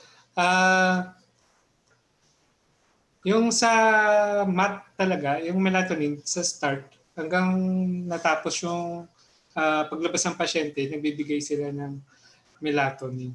Yung dose, hindi ko masyado matandaan. Siguro balikan ko na lang pag nagkita tayo ulit. Yung melatonin.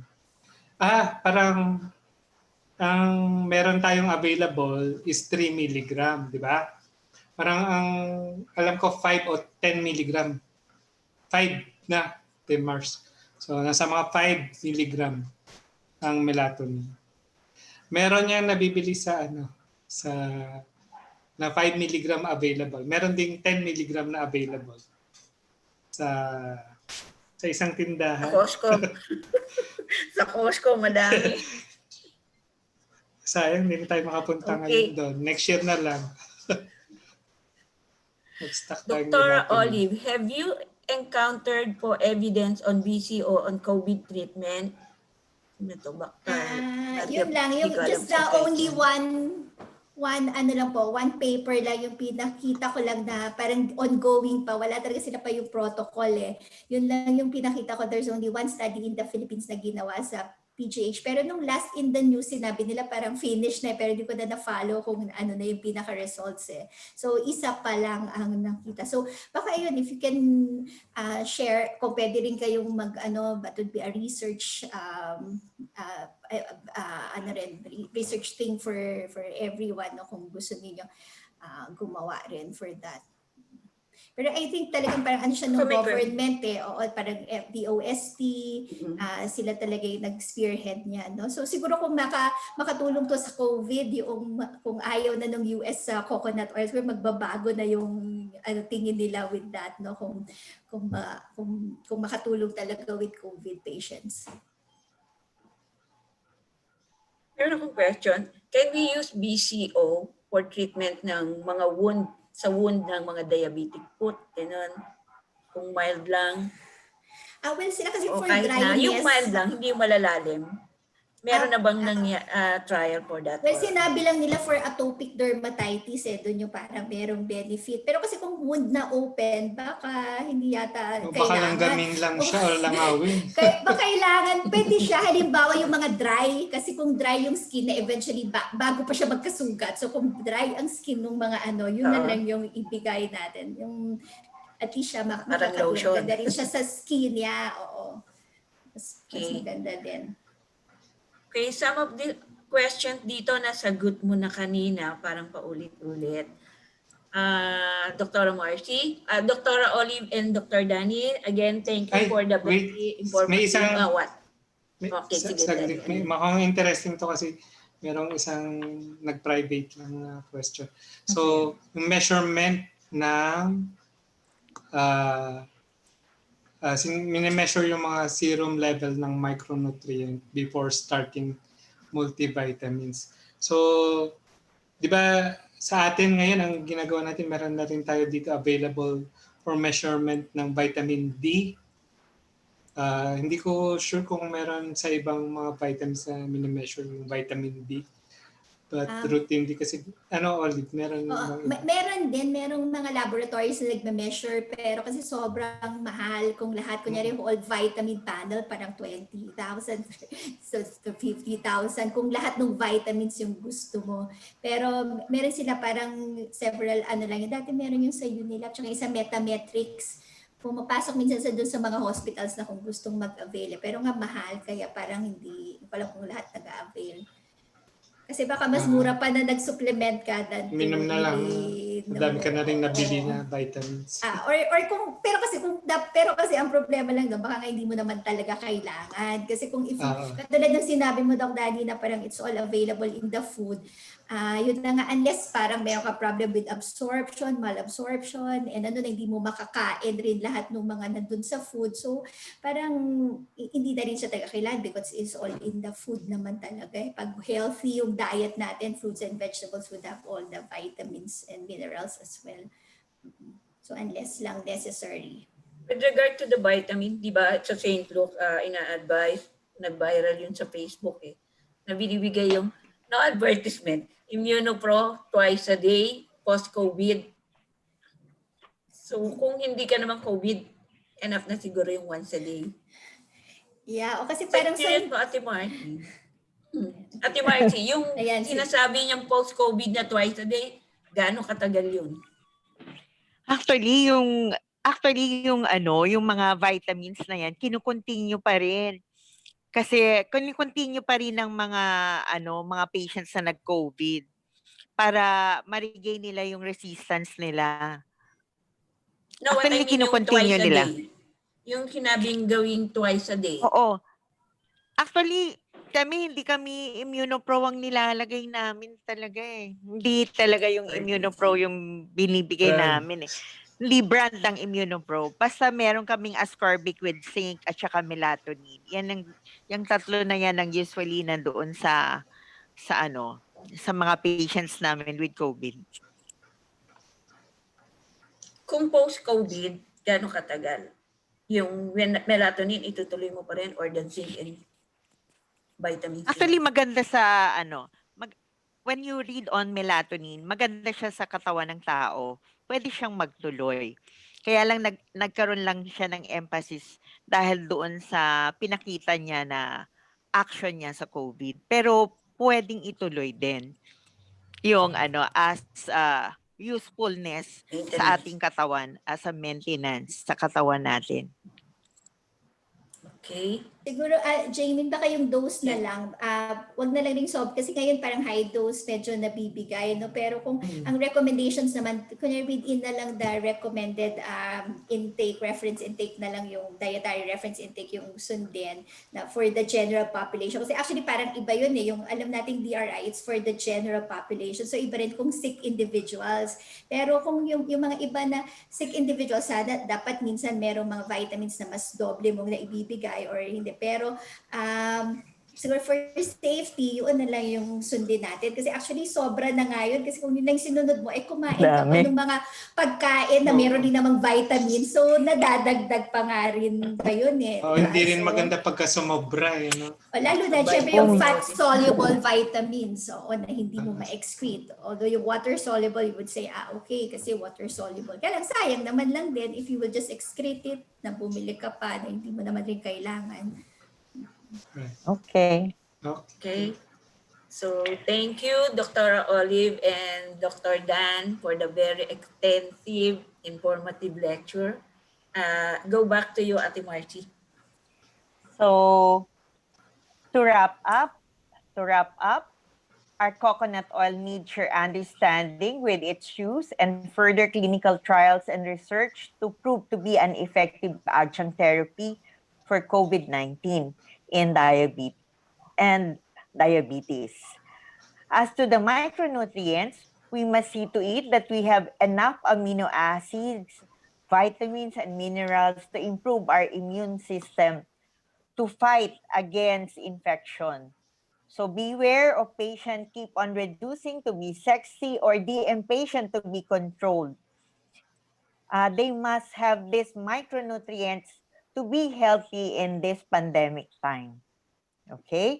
I hope in this lecture, this will add to your knowledge as a diabetologist that will make a difference in the treatment of our patients. Thank you and see you all on our 6th series on November 21 with the topic DM and Sleep, DM and Mental Health. Good night, everyone. Thank you very much. Thank you sa ating ding sponsor. Oh, thank you sa ating GX sponsor GXI. for tonight. Thank you. Thank you, Thank you din everyone. sa Gets. Thank you. Thank you. Thank you, Sir Marlon. Sir Larry, thank you. Ma'am Don't Noemi, forget thank to- you. Salamat po. Thank you. Okay. Thank you sa ating...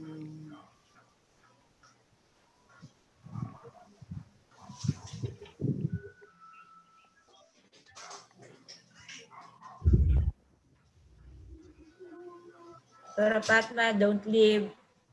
Bakit? Hindi, baka umalis eh.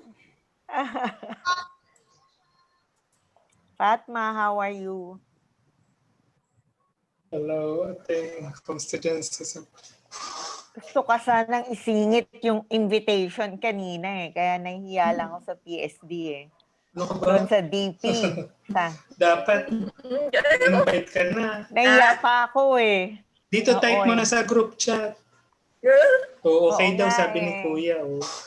Okay daw, sabi ni Kuya. Ayan, sa recording. Oo nga eh. Hindi, pero sila din yung pinapadala natin everyday eh. Sa PSD. Sa PSD, sa DP, sa I. Oo. Sila din eh. So, oo. Oh, ba't Diyan walang pala sila boses per- si Kuya? Ay, wala pala tayong pinakitang video Hindi, kanina. nire-recall lang yung ano eh. O, hindi Ito pinakita yun. ka. Oo. Nakita Hindi yan. pinakita. Pinalabas yan. Nilalabas yan. Pinalabas yan.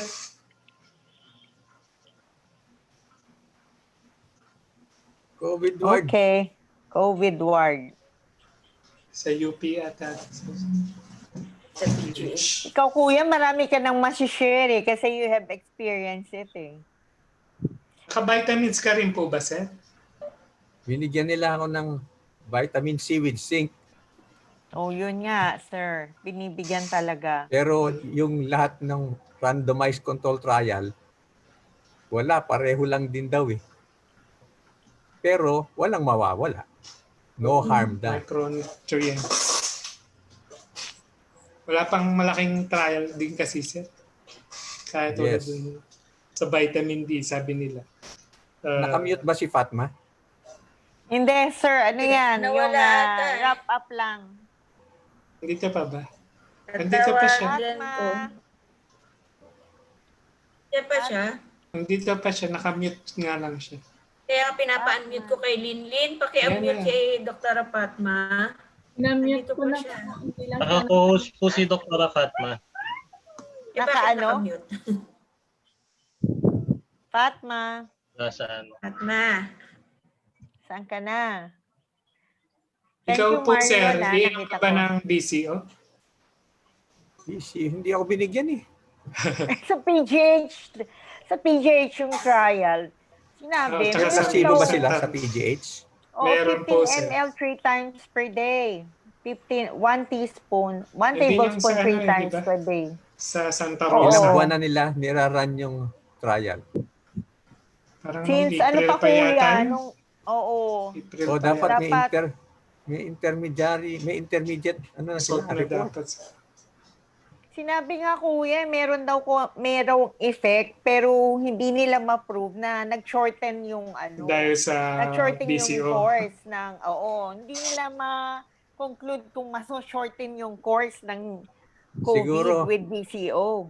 Siguro yung population na binigyan nila ng BCO tsaka yung hindi na binigyan nila ng placebo, parehong ginamot ng kung ano-anong nakakalito. Kaya hindi nila masabi kung dahil sa BCO nga. Kasi sa dami yung Concoction yun nilalagay. eh. Concoction yung inunan. Kamukha nung convalescent plasma. Nag-test ako for IgG eh. Positive na ako sa IgG. Ay, talaga. Kaya Talaga, pwede na ako sir. magbigay ng Ate, convalescent Magbigay, plasma. mag-donate. May meeting tayo. Mag-unmute ka. Pero hindi ako believe. Bakit? Lahat ng studies ng convalescent Wala plasma, Sige. walang Hindi. statistical May kasi benefit. baka meron pang, di ba last na dapat sa 21, may kasunod pa, ikaw at saka si Kuya, baka yung sa vaccine. Vaccine yun sa'yo. Sige. Sige. Okay. Sige. Okay, bye-bye. Wala na daw siya sa bahay, may emergency na Okay titingnan. lang. Kaya naka-disconnect na raw siya eh. Sabi niya. Okay. Wala na siyang sige. internet. Kaya hindi na. Pero ano na lang daw, i-check na raw kung ano daw yung magiging topic niya. Sir, para malakas-lakas na yung boses mo po, magaling ka na. Sa December po kayo ni Dr. Fatma Salas. Yung topic po na hindi nyo sa pa amin. Ha? Vaccines yun sa amin. Opo, sir. Tsaka yung experience Fatma. ni sir. Kay share niyo po. Fatma. Opo. Kay Fatma yung updates ng Ng vaccine, sir. vaccine development. Sa akin yung Sige po. principles ng vaccination. Sige, Oo sir. nga. Itatype Sir, na lang hindi sa na ba kayo natin. mag-share ng iba pang bagong update sa COVID? Oo nga. Dapat mag-share ng bago eh. Kaya nga, Pwede Lagi naman. naman yun. gagawa ako Ano ng tayo next week? meron akong ginagawang bagong lecture na lang, siguro mga 10 minutes lang, no? Yung bagong stages ng COVID. Meron silang 8 na stages ng COVID na ginawa, no? 8 eh. Ano ba yung mga stages na yan, no? Salamin ko.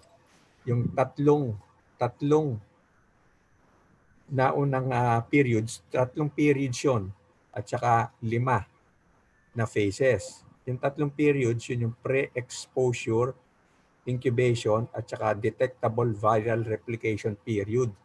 Yung tatlong unang yon. Clinically significant yan kasi iba-iba ang management sa bawat isang period. Sa pre-exposure, syempre yung face mask, distancing, incubation period.